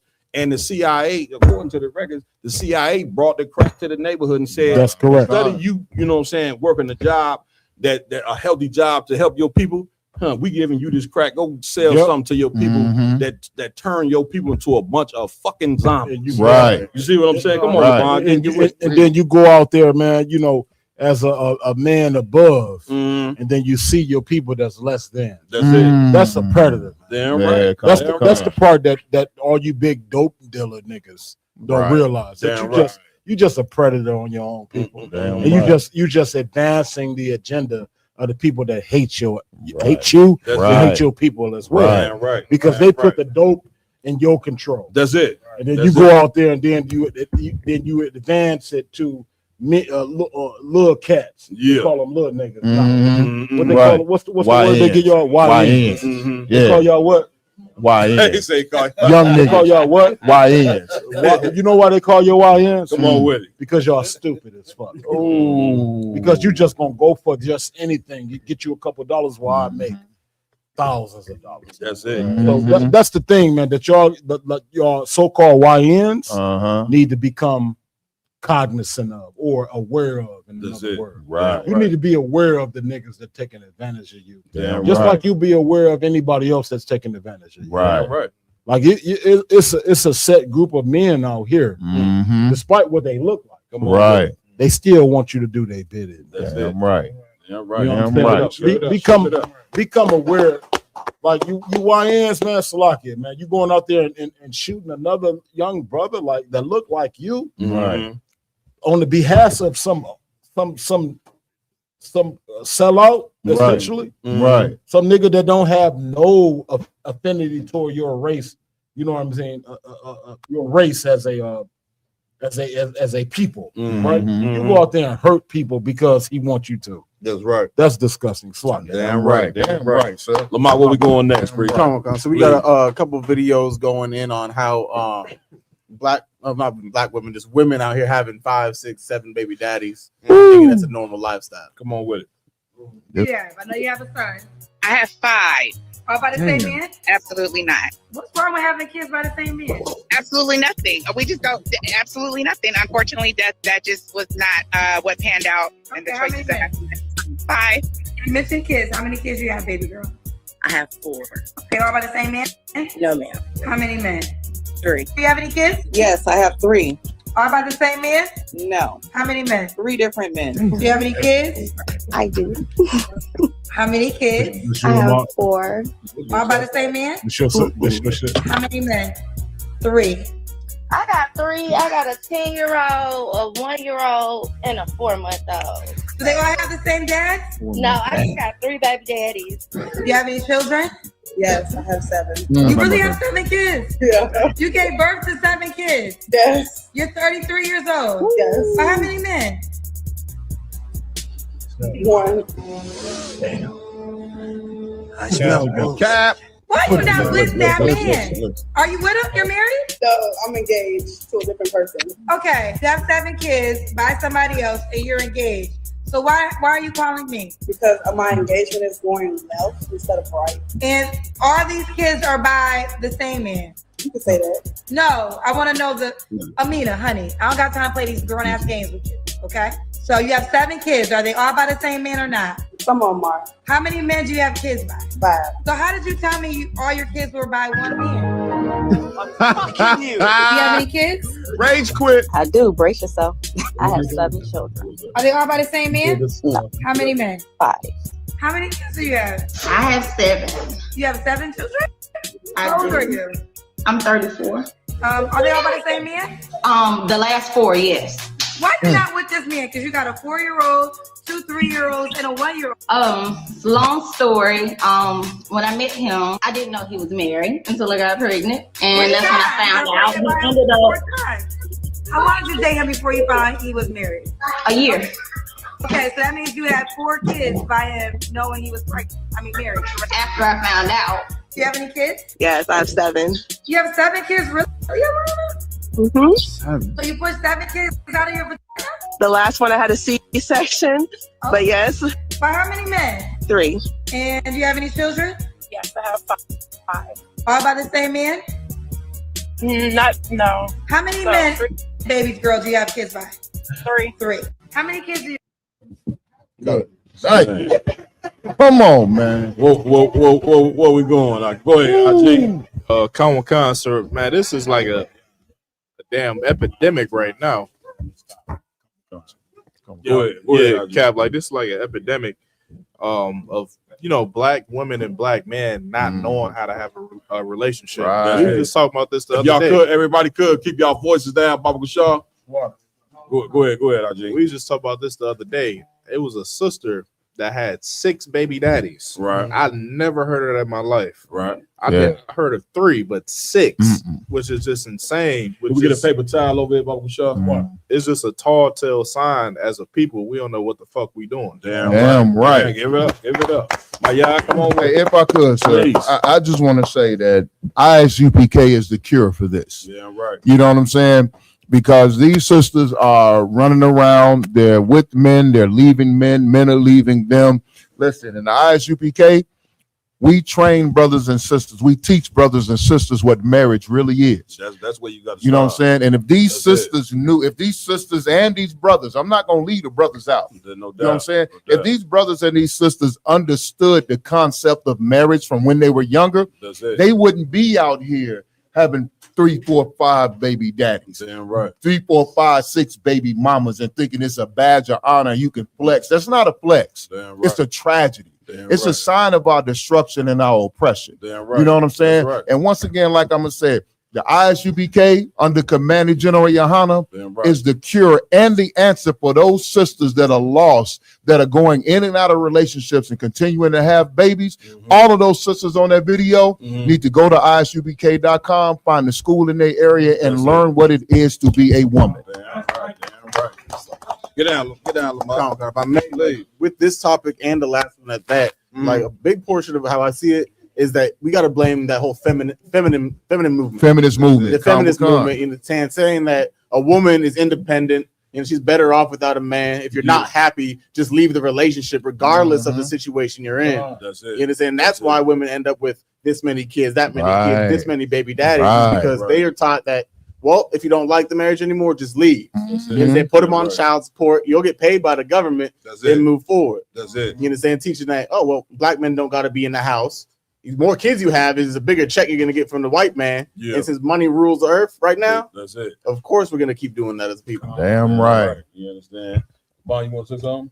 He just took the words out of my mouth. Man, listen, I just want to say, man, with this video, again, anything that we do on the round table, the truth, it ain't to shame our people. You know what Right. I'm saying? It's to for sure bring a light, you know what I'm saying, to the errors of what we're living. You know what I'm saying? So looking at a video like this, even the sister who was doing the interview, she destroyed herself. Yeah, kind of a You know what I'm kind. saying? But you know what I'm saying, she was able to do these interviews, and what it does is it brings a light to our confusion in this place. Right. And if you're gonna bring light to our confusion, you got to be able to charge the people who have been trying to teach us about marriage our whole time. You know what I'm saying? That's and right. listen, we know you don't want us to point it out, but all points turn to the Christian church. Damn You know what I'm right, saying? sir. So if women are having multiple baby fathers, Mm-hmm. and which means they don't understand commitment, Right. don't understand loyalty, who in the hell been teaching them about commitment? Right. Who in the hell been? Because we could easily blame them. They victims, you know what I'm saying, of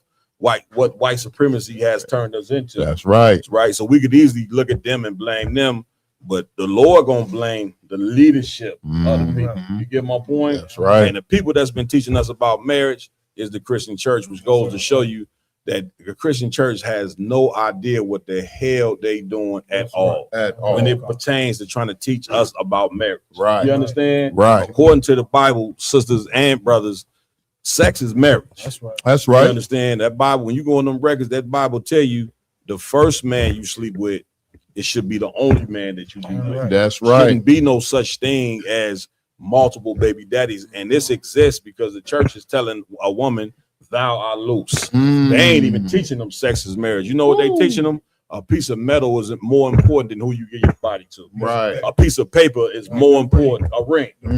Contract. A ring and a piece of ink and piece of paper is more important than who you lay down in the bed and have sex with. Right. Now, if you teach a body of women of this, then this is going to be your end result. Kind of So the kind. only way to fix this is to look at the era of what they didn't taught our sisters and change it. Kind of Which is kind. why Commander Jenny Hanna is raising up schools all over America to be able to fix the problem. That's to right. be able to do like the truth is like a just think of a brother who's a custodian who come into a room where it's nothing but filth filled all over the floor.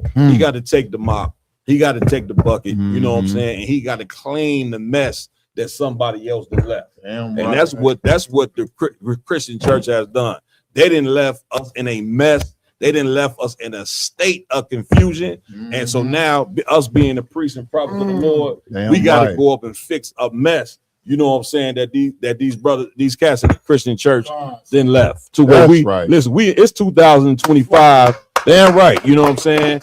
And our sisters and brothers have no understanding of what marriage is At all. You understand? Which goes back to why it's so important to have the family intact to where let's get the order and let's get the order correct. You got the Most High. Under the Most High, you got Christ. Under Right. Christ, you got the man. Under That's the man, right. you got a woman. That's right. Brothers and sisters, you cannot break that order. That's right. It is essential to have a man of God sitting in your house. Now, why is that essential? Because the first thing he gonna teach his daughter is that whatever man touch you, the first man that touch you is the man that you're gonna be with for the rest That's of your your life. life. Now, in that marriage, you and that man gonna have issues, gonna have problems. You see what I'm saying? You got to work those. Every day ain't gonna be sunny, right? Nature Right. supposed to teach you that. Right. Some days the sun is out. Some days it do what? Rain. It rains. Snow. So when it rains, you get the umbrella. You know what I'm Oh, saying? God. It might rain for 3-4 days. What does Man. rain represent, sir? Man, the rain, metaphorically, the rain represent that every day ain't gonna be good. Right. See what Hard I'm saying? time. But one thing about a rainy day, eventually what comes right back out? The sun come. So Oh, God. you thinking that you gonna fix, our sisters believe, and they've been taught this, that they gonna go ahead and fix something by leaving a man who they having issues with. Right. Brother lose his job, she moving on. Right. You know, you get what I'm I saying? do, I don't want Like it's so many things that happen to where it makes a sister think that she can move on, but not according to God. God is a real God, man. Damn He ain't right. fake. You know what I'm Damn saying? right. Life ain't about just being happy and having fun. It don't work like that. Damn right. So saying it don't work like that, you know what I'm saying? That brother that you decide to open your legs to, that's your man Damn for right. life, Right. according to the nigga God. Now we got a decision we gonna make. We either gonna follow the nigga God or we gonna follow the white Jesus that done destroyed the fabric of who we are. Right. What we gonna do? You understand? We already know what we gonna do. We got real niggas that stepping up to the plate. But they sitting in the room with us right now. Damn right. Right on. You know what I'm saying? This is the reason why we call ISUBK Real Nigga University, because guess what? The sisters ain't gonna fix themselves. It's gonna take the brothers to fix them. Right. Women follow men. Right. Men don't follow women. Right. But in the church, they teaching you it's the opposite. So now the women sitting in the front row with big hats, all of them whores, all of them destroyed, because the preachers sit them there to make sure that you destroy, which is why there's no men in the goddamn church. You get my point? But it's gonna take strong men to step up to the plate and get it in. You understand? You want to say something about it? You understand? Anybody else? Anybody else? Hey, you know what I mean? If I could, Right. Please if I get out. could, Get out. everybody out there that's watching right now, make sure you like and share the video. Damn Everybody right. is in the room. Go online right now. Like and share the video. Damn right. All right? Well, get this truth That's out here. right. That all Right. blacks, Hispanics, and so-called First Nations people. Salute. Damn Damn right. right. You know what I'm I saying? wanted to share Please. your wisdom Most High Christ. and have everybody else share that shit as well. Damn right. Damn right. You know what Damn I'm saying? right. Look, this wisdom right here come from the Most High. You know what I'm saying? Mhm. But on a surface level, it come from man, one hell of a father, one brother who's been a hell of a father to me, the man in Jenny Yohana. You know what I'm saying? That's where this come from. All of us. You know what I mean? Damn right, sir. Lamar, where we going? Go on, Con. So Please. next up, we have a story of a woman talking about how her, believe her man at the time allegedly SA'd her son and her daughter. Good night.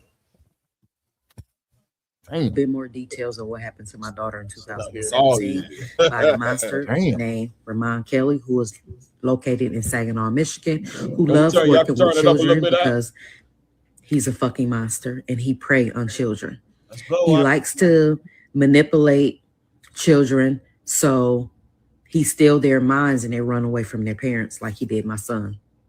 Well, let's get back to my daughter. In 2017, she turned 16 years old. That's when the grooming started. Before all of that, he was leading up to when she turned 16. So he will do like materialistic type of things. That's how he got my son too. He manipulate them with materialistic things. See, my son don't have a father who's active in his life. Him and my last daughter, father passed away from a heart condition. So he preyed upon that. He knew that my son didn't have a father around and didn't have a father figure, so he preyed upon that. He knew that I was struggling to give them the necessity that they need as far as like clothes and things like that. I did the best that I can, and they never went hungry. They never went without. But him coming in, you know, he put on this persona that he could do more. That's how he got my son brainwashed with materialistic thing. He materialized him. And he tried to do that to my daughter, and he did it, I guess, to a certain extent. So he used to take her over to his house when he was not supposed to in the first place. He asked me, can my daughters work at his boys' group home? They were just supposed to be doing the laundry. Me not knowing that he was taking my daughters to his house. One day he came out the bathroom naked. And that's when my oldest daughter said, you know what? I'm not going over there no more. I don't know why she didn't share that information with me, but that's neither here or there. That still don't stop the fact that he's a fucking monster. My second oldest daughter was really good friends with his oldest daughter. So she used to go over there and stay the night with the oldest daughter, not knowing that this bastard was watching her and, you know, attracted to her. Even though I know certain parts of her probably knew that and felt that, but she ignored the red flags. And so she did take a notice that the oldest daughter stopped staying the night. And so she pretty much stopped staying the night. And like I said, instead of him taking her to work, he would take her to his house. And every time he would get her over there, if his boys was there or if his boys and my son was there, he will make them leave. He will make them go somewhere else, and he will take her up to his room. And this is when he performed his nasty ass tactics with her. He will groom her. He will touch with her. He will play with her private. He will do things with his tongue. He will play with himself while he was doing these things to her. He never penetrated her, though he did molest her. I don't know what you can and cannot say, but look, if everybody else can say what the fuck they want on TikTok, you better not take my motherfucking video down. And he did this for months. He did this for 4 to 5 4 to 6 months. That's it. You Now, stop she- it right there. Man, Cap. Go ahead. Go ahead. The last minute, but that's Ain't no sweat. Go ahead, Cap. What you gonna say on this one? Man, it's just a heavy topic, and it's similar to what we just talked about. Mhm. You know what I'm saying, and how God. the Christian pastor, you know what I'm saying, America's way of marriage, all of it has to go. Right. Damn And right. This, Damn this story right. here is coming out of Saginaw, Michigan. Mm. So you know, of course, Close you to know, home. it's close to home, Damn and right. we done split up Michigan the same way we did Ohio. Bond is over Saginaw, Michigan. Most high So Christ. we got our work. I ain't hear about. cut out for it. Go I ahead. got one. I ain't hear about that joint right there. That's something on the local news. Yeah, well, you know, TikTok, Instagram. Probably. That's your local news today. Huh. You understand? That's a fact. That's black That's the people local news right news, there. right. TikTok, Facebook, Yeah, come on, Instagram. God. Go ahead, Maya. Go Hey, ahead, so- Bob. I just wanted to say this. I Please. think the problem with like you and me and everybody, every other man in the school right now, Mhm. our issue is that we don't see how that could be possible. Mm. You see what I'm saying? And that's the thing that make us maybe not complacent, but not vigilant. Mhm. You see what I'm saying? We don't see how it's possible that a 35-year-old man, right, 40-year-old man could seek pleasure in a 12-year-old. 12, yeah, con with con. You see what I'm saying? When I think about something like that, my first reaction is killing. Red. Con with Whole con. thing is just red. It's not even conducive to what we're trying to do on this platform. Mm-hmm. doubt. You know what I'm saying? I wind up being the most disgusting one if I got to entertain somebody doing that to somebody. You know what I mean? Under Con my with care. con. You see Damn what I'm right, saying? damn right. But those bastards exist, Damn They right. do. and there has to be a battle. There has to be a contention for them. You know That's what I it. mean? That's There has to be a what's the other word? Like solution. Not solution, because that's after the fact. I'm talking about a deterrent. There got to be a motherfucking deterrent, That's it. which more than likely gonna be somebody's head on the fucking squirrel. So like, Some goddamn if I could. Go ahead. Go You ahead. tell this brother got daughters. He got daughters. You know what I'm Yeah, saying? yeah, Tell this brother got I daughters. got it. You know what I'm saying? We need a nigga head. Nigga don't like nothing like that. He's like, no, hang him high, goddamn it. Shit, put this nigga head on the corner pedestal right I there. fully understand, but it definitely shows, you know what I'm saying, why our brothers and sisters need to come right here in the ISU Academy. Damn right. Allow Damn us right. to pick who they marry. You understand? That's fact. You going out here, you a brother or a sister, and you picking with your eyes. Mhm. You're not picking with what the Lord told you to choose. Mhm. You understand? That's So it. it's very important, man. That's like I said, it's in Saginaw, Michigan. Everybody get in these classes, man. Damn You're in the right. Michigan area, man. You're in the Midwest anyway. Get in contact with us so we can help save your child's Save life. your baby. Please. Right. We gonna save your Right. daughter. Damn right. Go ahead, Hey. Maya. We gonna save. Con with con. Hey, so like, sir, if I could, you know what I'm saying? Like, the Round Table of Truth podcast is so heavy, Cap, because I think it was earlier this year or late last year, we did an exclusive on this very thing, where a predator released a video saying it was an Edomite, and he said that when they go out, they specifically target women who have kicked their man out their house, who are widows that have children and are vulnerable. Like when they go out, they don't just randomly happen to fall upon some. This ain't random what that man did to her kids. This dude, she's saying it's. I'm assuming it's a brother. This brother who probably himself was touched and abused, because hurt people hurt people. So now he has this grandiose demon on him that he can't control, that's beyond him, that's been beyond him since he was touched. Now it's on him, and he's going out. That demon has him going out, and they're not gonna go and date the single sister. Yeah. They're not gonna go and date shorty that's twerking in the club. They're gonna go out and look for the single mom that got 1 or 2 or 3 kids. They're gonna look like the sisters on the last video. They got 6 kids by 5 baby daddies, and they still searching through relationships. They're predator bait. That's it. Because a predator is a purposeful creature. It stalks, it hunts, it goes by scent, sight, smell. Its intuition says, this is my prey. It's not going to go after something that can defend itself or something that has any type of safeties installed. It's going to go out to the most vulnerable of prey. And that's what our sisters are. That's why the ISUPK is so important. You know what I'm saying? Because even if you don't have a man, sister, even if you don't want a husband, don't have a husband, whatever the case may be, you're going to be surrounded by the men of the Lord who are priests, prophets, and most importantly, to your safety, goddamn warriors. You know what I'm saying? Go ahead, Lamar. Kudash over there wants to say go ahead, Kudash. So, lucky, if I may, I just wanted to add something real heavy to this. The men that these women are kicking out, they don't have a statistic of sexually violating their own children. It is the predator is always the next man they pick after they kick the original father out of the house. That is the predator. It's not the man that birthed these children. That's it. That's heavy. Get it, brother. Hand. It's the one that influenced you. Speaking to the mic, LeBron. It's the one that influenced these women to get rid of that protection. That's it. You see what you just said? It's the man that is saying, baby, we need to put this protection around our kids. Yeah, right. And if that protection it's not conducive to her happiness, so to speak, Salakia, then she just push it to the side.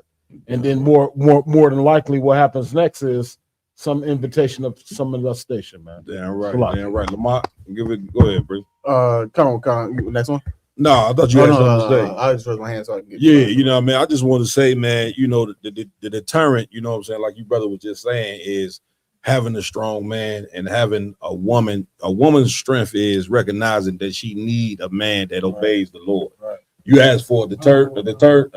Yes, that's the deterrent. The determinant is, you know what I'm saying, the understanding what marriage is, and the man and woman that make them kids stay together, so you don't have no stranger coming in to molest kids.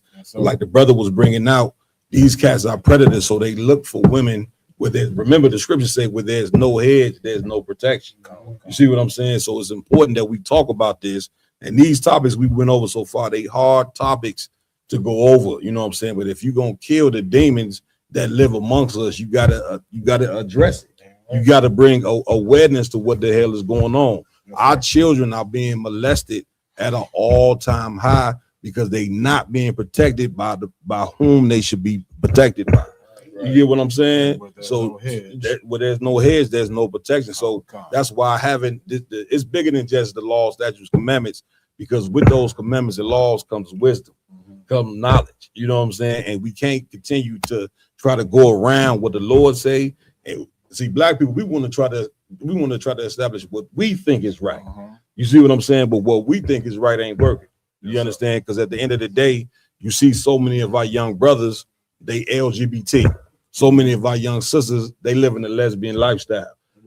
Nobody asks why they live in these lifestyles. They live in a lifestyle because that man that mommy brought home molested her when she was 8 years old. You said, well, there is no hedge, there's no protection. And the hedge is the law, statutes, the commandments, man. Is what the Lord put as a front to everything else. That's it. That's you the understand? But here's the hedge. The hedge is really a strong man that follows those laws, statutes, commandments. You understand? Because you can have a father in the home who produced kids, and if he ain't got the law, statutes, commandments, he'll molest his own goddamn kids. You see what I'm saying? So this is an epidemic, brother and sisters, that we must address. You understand? So we ain't on that. What we going next? Come on, sir. Next up, we have a video of a Somali Muslim crying over them raising the age of consent for children up to 18 now. You guys see this, bro? No, like the Arabs or whatnot, they raised, because before you can have child marriages of like, I think it's like 9 or 12. They raised the age to 18 now, and now all like the Muslims out there are going crazy over. What is that in Africa? This is a Somali Muslim. So yeah, skip. I don't skip this. I don't want this. I wish he would. You know, we contended with them in America right now. Y'all want to go? We could go if y'all I don't want to if go. you don't. But I short video. Okay. You sure? Let's go ahead. Go ahead. Go ahead. It's on the whole religion. Yeah, let's go ahead. Go ahead. Somalia, It's a rough way. They taking over like those all.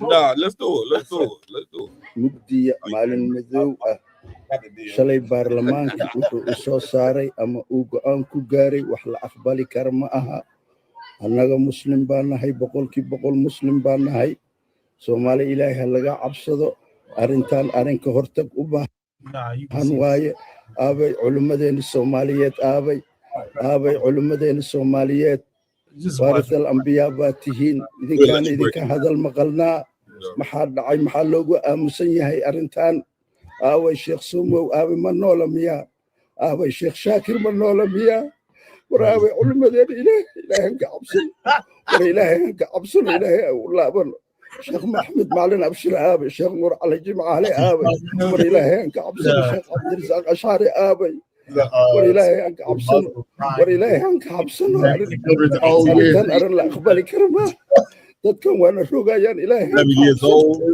ilaahay aan ka cabsan ilaahay aan ka cabsan arrimahan laga hortago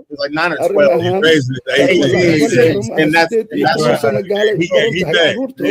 gaaran annaga inaan ku raacno ma aha nabiga sallallahu alayhi wasallam khalif Go ahead. Stop that, John. Go ahead, Cap. You got it. If I could, man, this is a heavy topic.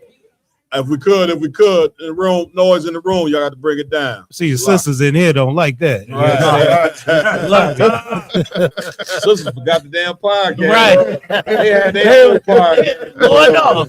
You know what I'm saying? So like it. But it's a real heavy topic because we have a heavy Muslim population here. We got two cities here in Michigan. One is Dearborn, which is they just straight taking over that city. It's there the majority in Dearborn when it used to be rich white people, and then you got Dearborn Heights and Dearborn now. And it's a lot of Somalis that have also migrated to Dearborn. You understand? I believe their mayor now is a Somali. And then you got Hamtramck. All right, so it's Dearborn Heights, and Hamtramck. So this is a heavy topic if you live in Michigan, because this is something that they've been pushing because that's what their religion teaches them. If y'all already know, Muhammad, the dirty foot Arab Muhammad, was a pedophile. 6-year-old. Or the 6, 9, 12. It never goes over 15. They argue what the age was, but you know it wasn't a legal age. You understand? Right. So it's so heavy because when they changed this rule over in there, I believe this is in Somalia where they did this. Yeah, kind of right? You see, this is a 73-year-old man that is crying. He is crying tears. You understand? Like he just lost his whole family's wealth, or you know what I'm saying? Like his grandma died. Right. But what is he crying over? He's crying because they're used to taking advantage of kids. Kind. And that's a heavy thing. Like I said, all you Javante Davis niggas, you everybody in Philly is goddamn a Muslim. Right. You understand? Damn near, except for the brothers, the priests and prophets in the UPK. That's right. I went to Philly to get a goddamn cheesesteak. I seen 100 man dresses. I was with you. Hey. You know what I'm saying? LeBron with me. You know what I'm saying? 100 man dresses everywhere. Beers and man dresses. With the Maxis. Maxis. You understand? So it's a heavy thing because this is something that we have to fix in the black community. This is something that's infiltrating us right now because everybody, you know, people tend to follow after celebrities. Right. All right. So you see all these celebrities saying that they're Muslims now. Who is it? Kevin Gates and all these different dudes that don't know nothing about all your favorite rappers. All of them. Lil Durk. Man. You understand? They don't know nothing about the religion. You understand? But they're saying that they're Muslims. So you tell me, do y'all agree with this? Do you agree becoming a Muslim and marrying a little girl that's 9? Hell no. When you look up the different countries that have the highest child marriage rate, it's all Muslim countries. Muslim countries. And now in Michigan, we're faced with that same thing because it's not black Muslims here. Right. It's people coming from over there, moving straight to Dearborn. Now you got to watch your kids. And it's legal. That's the thing. You know, they have their own religious, so to speak, criteria, and society, because it's associated with religion, they condone it. You see what I'm saying? Like over in Dearborn, Michigan, like a lot of you Democrats and a lot of you Republicans, which we don't prescribe to either or, but a lot of you cats, for the sake of the organization, is just saying blanketly, I agree with the ideology. Right. And you don't realize, man, that them Arabs, man, in Dearborn, they screwing little 6-year-old girls. They're having sex with 9-year-old babies, man. Come on, sir. Regardless of what race they are. Right. Any child. This the thing that differentiates us from everybody else. Right. What differentiates? What's the fucking word I'm trying to use? What is it? Differentiate. That's differentiates. That's what set us apart from every motherfucker on earth. Everybody else. Damn right. We ain't touching no little babies ever. Right. And if you touch a little baby, you know what we want to do? Head on the pole. We want your head on the fucking pole. And you know why we don't do it? You know why we don't put your head on the pole? You are out there in Dearborn, Captain McQuarrie, because he don't allow me to. Because if I could, I'd put your fucking head on the pole. Damn right. For any little girl that you're molesting, I put your head on the fucking pole. Right. But our organization don't permit that thing. But I'm gonna tell you, man, the thing that set us apart from everybody else. Guess what, man? We love all the baby girls, man. Damn right. All the baby boys. Damn right. And here we're gonna protect y'all all, man. Damn right. That's what's righteous about this, the kingdom of heaven that's coming. Damn right. That differentiates from the kingdom that's here right now. Damn right. Y'all goddamn sloppy. I've had too much tequila, y'all sloppy. Y'all gonna make LeBron go out and do something tonight, man. Y'all come with topic after topic. It's gonna make him go on to put somebody to death. Now you know the man got a ton of daughters. You're gonna go right back to the Islam community like before he came. No doubt. Go ahead, Lamar. No, you good, brother. The thing about these religions is that the religion makes it so these individuals can use that with their belief to excuse their nastiness. You understand? You see the Muslims, they want to use their religion and what their Prophet Muhammad said, so they are able to SA young children. Right. Then you go over to the Jewish community, they use exact same thing, their religion, so they can go SA their babies right out of birth. Right. You hear my point? Right. Just like Christianity, you can use it to go do whatever nasty thing you do. Go be a homosexual or go,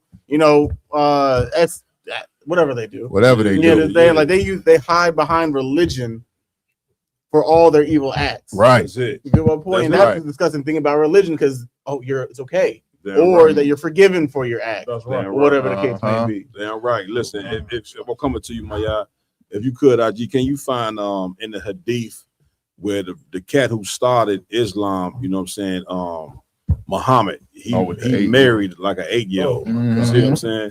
So once again, this is the reason why, like the brothers was bringing out, that we shouldn't be involved in these different religions. The cat who started being a Muslim, started Islam. He himself was a 60. How old was Muhammad? 50? I believe he was 60 years old. He was close to 60 years old, if not 60. And he was married to an 7-year-old little girl. You know what I'm saying? Now, if you in Islam, you can try to deny it, but the records is the record.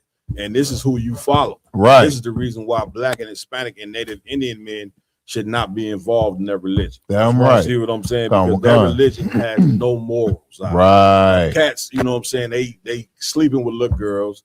They tell you that they can sell drugs to their own people. All they got to do is take their kufi off. You know what I'm saying? So this the Lord really with this story here. This is the Lord exposing Islam. That it is a disgusting and vile religion, just like Christianity. Just like the Christian church and Islam are both religions that Blacks, Hispanics, and Native American Indians shouldn't be involved in at all. That's right. Go ahead, Maya. Let me know when you got that IJ. And if I could, please. Salagi. And here's the question that remains right now.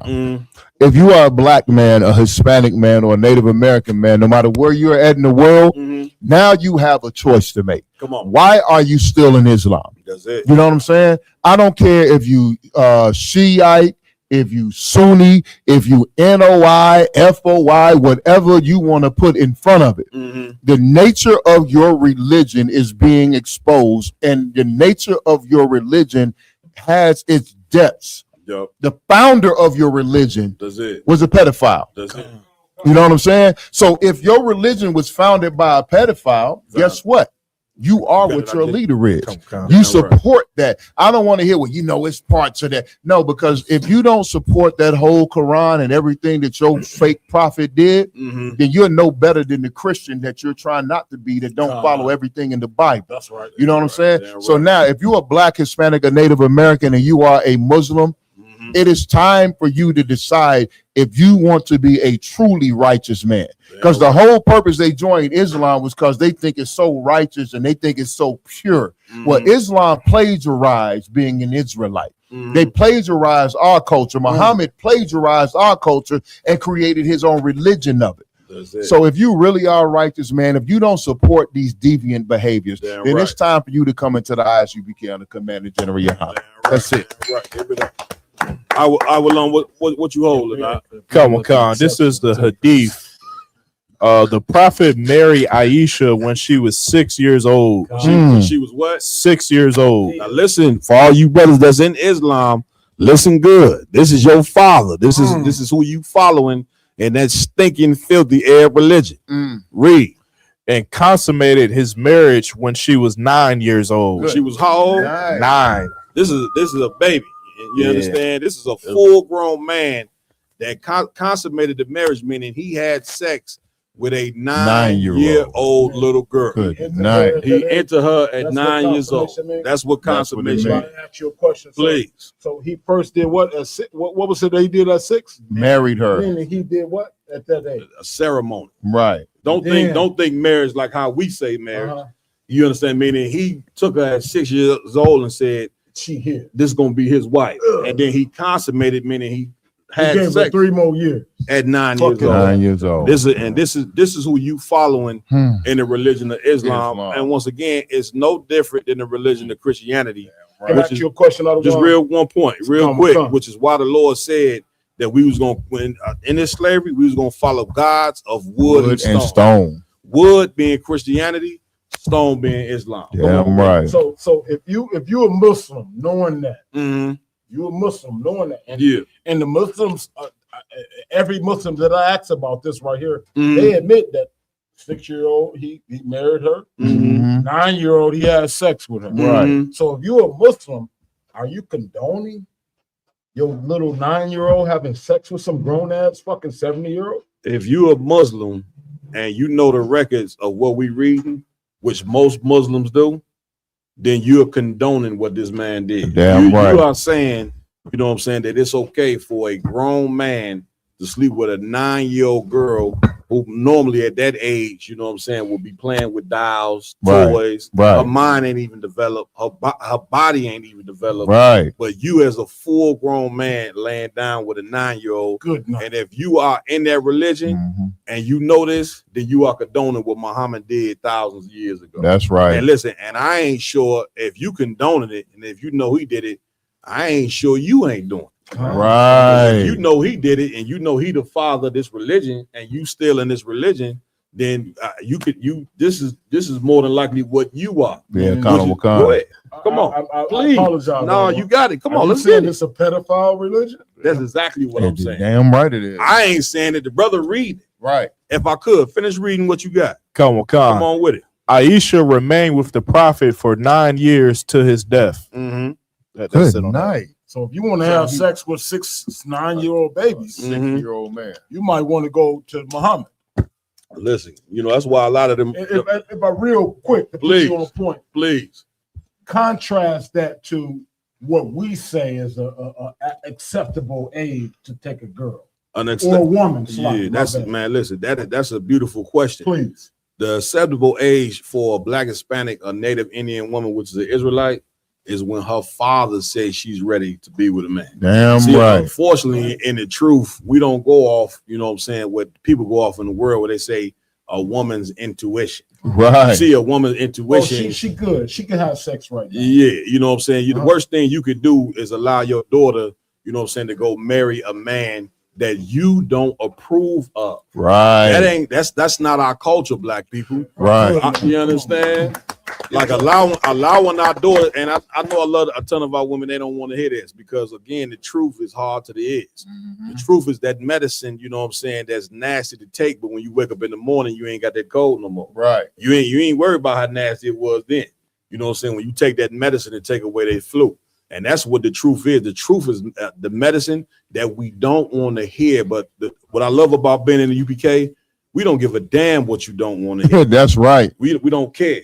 You understand? Because we the foremost lovers of black people, man. Damn and being right. the foremost lovers, we understand that our people need this truth. Damn right. You get what I'm saying? So here's how it's supposed to go.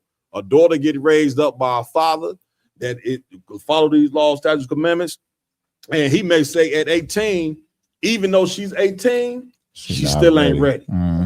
Some women ain't ready to marry at 20. They ain't ready to marry. Yeah, you good. Listen, I Y'all understand. ain't ready yet at 20. I understand. You know what I'm saying? Give me more of that. You understand? So at the end of the day, you know what I'm saying, a woman, you know what I'm saying, should be is ready for marriage when her father says Yes, she is. Damn right. You understand? And that's how we fix the problem. Where we going next, Lamar? Con. So we got another video going over how the black fathers don't get respect in the home. It's the same shit. Seems like anytime a black father's involved in helping their child become great, they vilify the black father. Well, you talk about LeVar Ball, you talk about Deion Sanders, LeBron, you know what I'm saying? LeBron with his son, and I see the same thing. It's like Matthew knows he's too involved. And I'm like, the number one thing they say about black fathers is we're not involved. Right. Now I'm too involved. It seems like anytime a black father's involved. That's it on that. Where we going with that? I'd like to start this one off. Please just pull that mic close to you. I'm gonna tell y'all something, man. Like, you know, I'm a little old. I'm over 50 right now. I know I don't look at this shit. You know what I'm talking about? Let's line that in. I know I don't. I know I don't carry that shit like I'm over 50. But I'm gonna tell you something, man. Like I've had several different families. Blended families, you know, families that I, you know, like sisters that I entertained and loved that had, you know, babies by other men. And I'm gonna tell you, the one thing that's absent in all of these relationships is the consistent influence of a strong black man. Damn right. I promise y'all, if you look at all of these broken homes and all of these broken children and all of these broken families, the one thing that you will see that's synonymous is a strong figure. Like, and I don't want to blow my fucking horn, but I got to right now. Is a strong figure like myself. Damn right. Somebody that's, you know, regardless to who made the little boy or little girl, he gonna provide braces. You know what I mean, and insurance. Right. You know what I'm saying, and school clothes and all this other stuff. Regardless of the simp shit, right? It's a nigga that has been there in a lot of these households that people don't recognize, right? And that man said to himself that this child needs something and that woman needs something, and he provided it. Yeah, right. He provided it. Damn right. That's the one thing that I think is missing from society is the acknowledgement that it was a man there in some way, shape, form, or fashion. That's it. Now, did he have the truth that you present? Absolutely not. Right. That I present, Machiavelli and all the men below us? Absolutely not. But you know what he did have?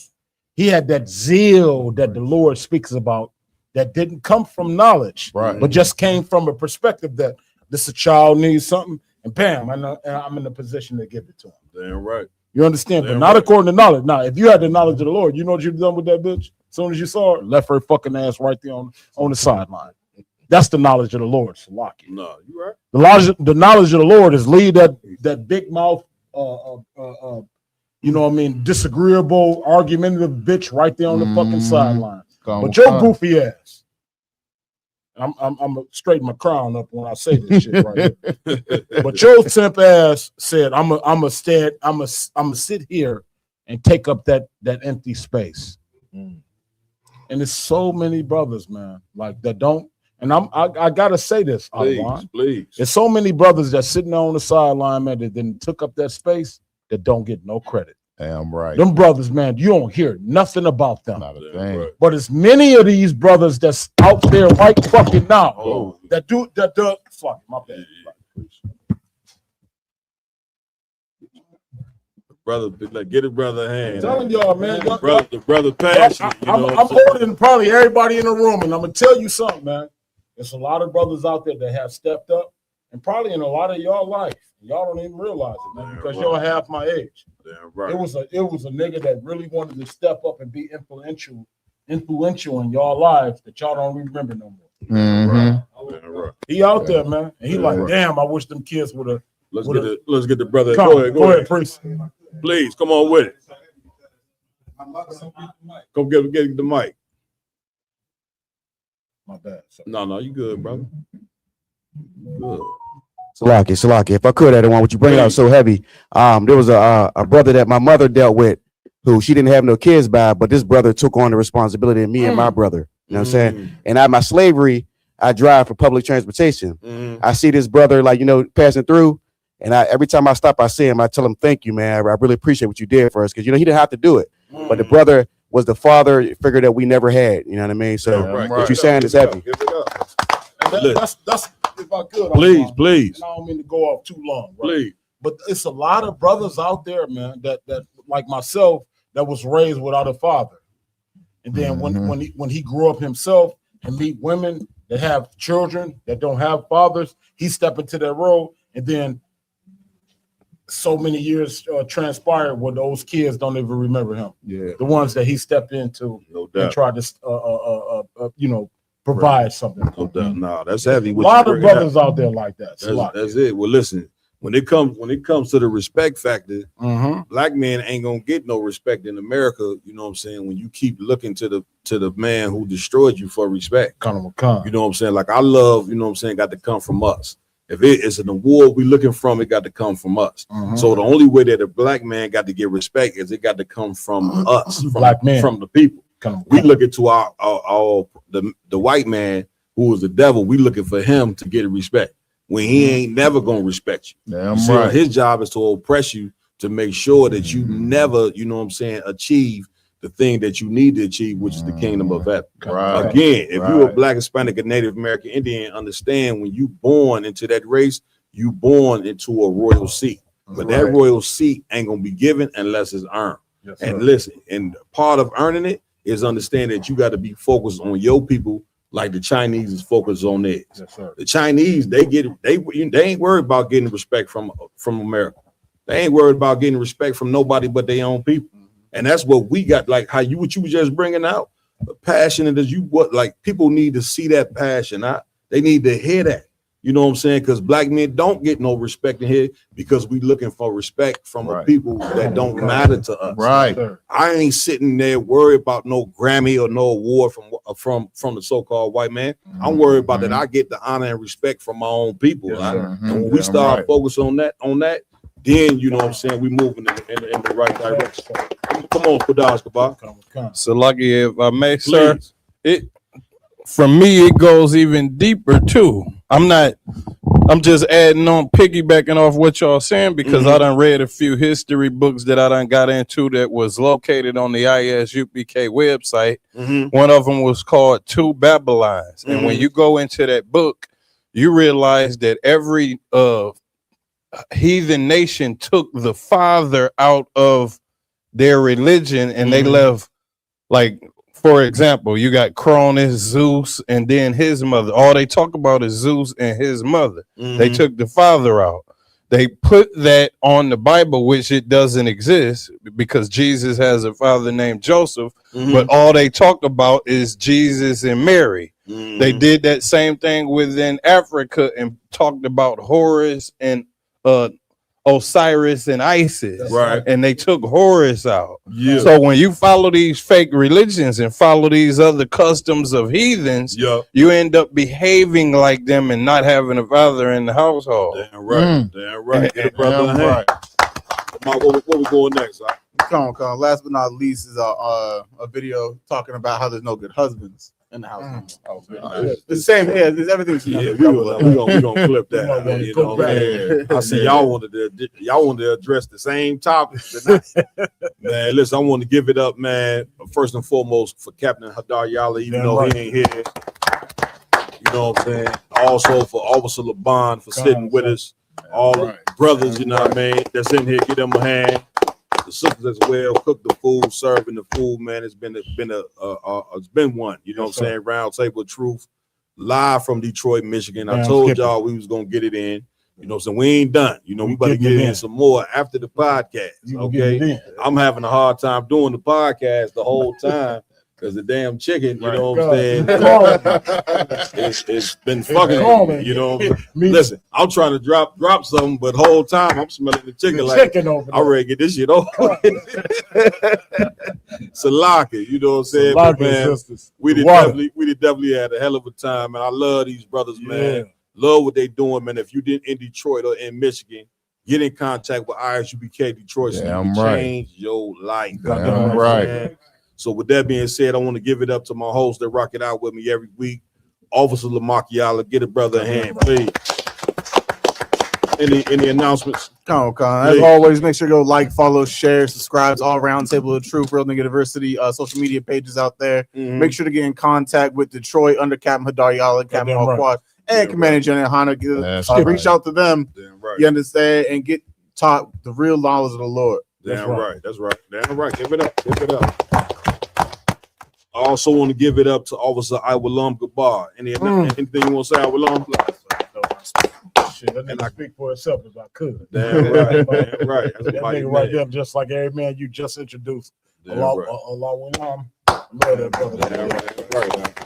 Most High in Christ, man. Also got to give it up to brother Rock It Out with me every week. Officer Maya, you got anything, brother? If I could, sir. Please. Come on. First off, I want to start out by saying pay your tithes. Right. You know what I'm saying? 10% of any increase. I mean, 10% of any and every increase you get go to the priest and prophets of the Lord, go to the Most High. You know what I'm saying? Also, tune in every Saturday, no matter where you are at in the entire world, because ISUPK is worldwide. Go to isupk.com, find the local school in your area, get in class, you know what I'm saying, whether online or in purpose, and then every Saturday, tune into the Sabbath service. You know what I'm saying? We go over the scriptures in the ancient Hebrew, the Lashwan, Quadash, the Holy Tongue. Then we go and give you the English translation, and we give you a proper scriptural breakdown of what it is that you're hearing and reading, so you can understand true Black history in its rawest form. Man. Damn right. Give it up. Give it up. Give it up. Listen to him, sir. Damn right. You already know. Listen to my nigga right here. Listen, man. And last but not least, man, I also want to give it up. You know what I'm saying? Captain Hadar, he not here, but I want to give it up to Officer Laban. Any close words? Just to, you know what? I just want to. I go back, you know, a lot, and you know, you was of course before me, but the work that you done, sir. You know what I mean? Since I've known you, man, like these brothers that you just introduced, and like every name you mentioned is a tinkle. You know what I'm saying? You know, in my spirit. Damn right. And these brothers, man, all of them at this table right now, man. Every last one of them know our moments. Damn right. And that shit's so fucking special. Damn right, sir. And out the water that you are. I'm at the water that you Hey, listen, I also got to give it up to our engineer over there, man, Raj Karim. Low key, in the cut, very powerful brother, man. It's been a Round Table Truth exclusive. The next city that we're gonna be going to, we'll be going to Minnesota, man. Big shout out, Officer Pradas Ayan. And I also want to announce too, Captain Cesario gonna be doing a whole Midwest tour. You know what I'm saying? Damn right. Coming to every city in the Midwest to teach, do the podcast with us, man. It's going down. We got a bunch of things going on, you know what I'm saying, under Commander Jenny Hunter. So that's what it is. But again, Round Table Truth exclusive. I am Captain Mal Quad under Commander Jenny Hunter. That's right. And with that, we out. Shalom. Midwest Monster, man.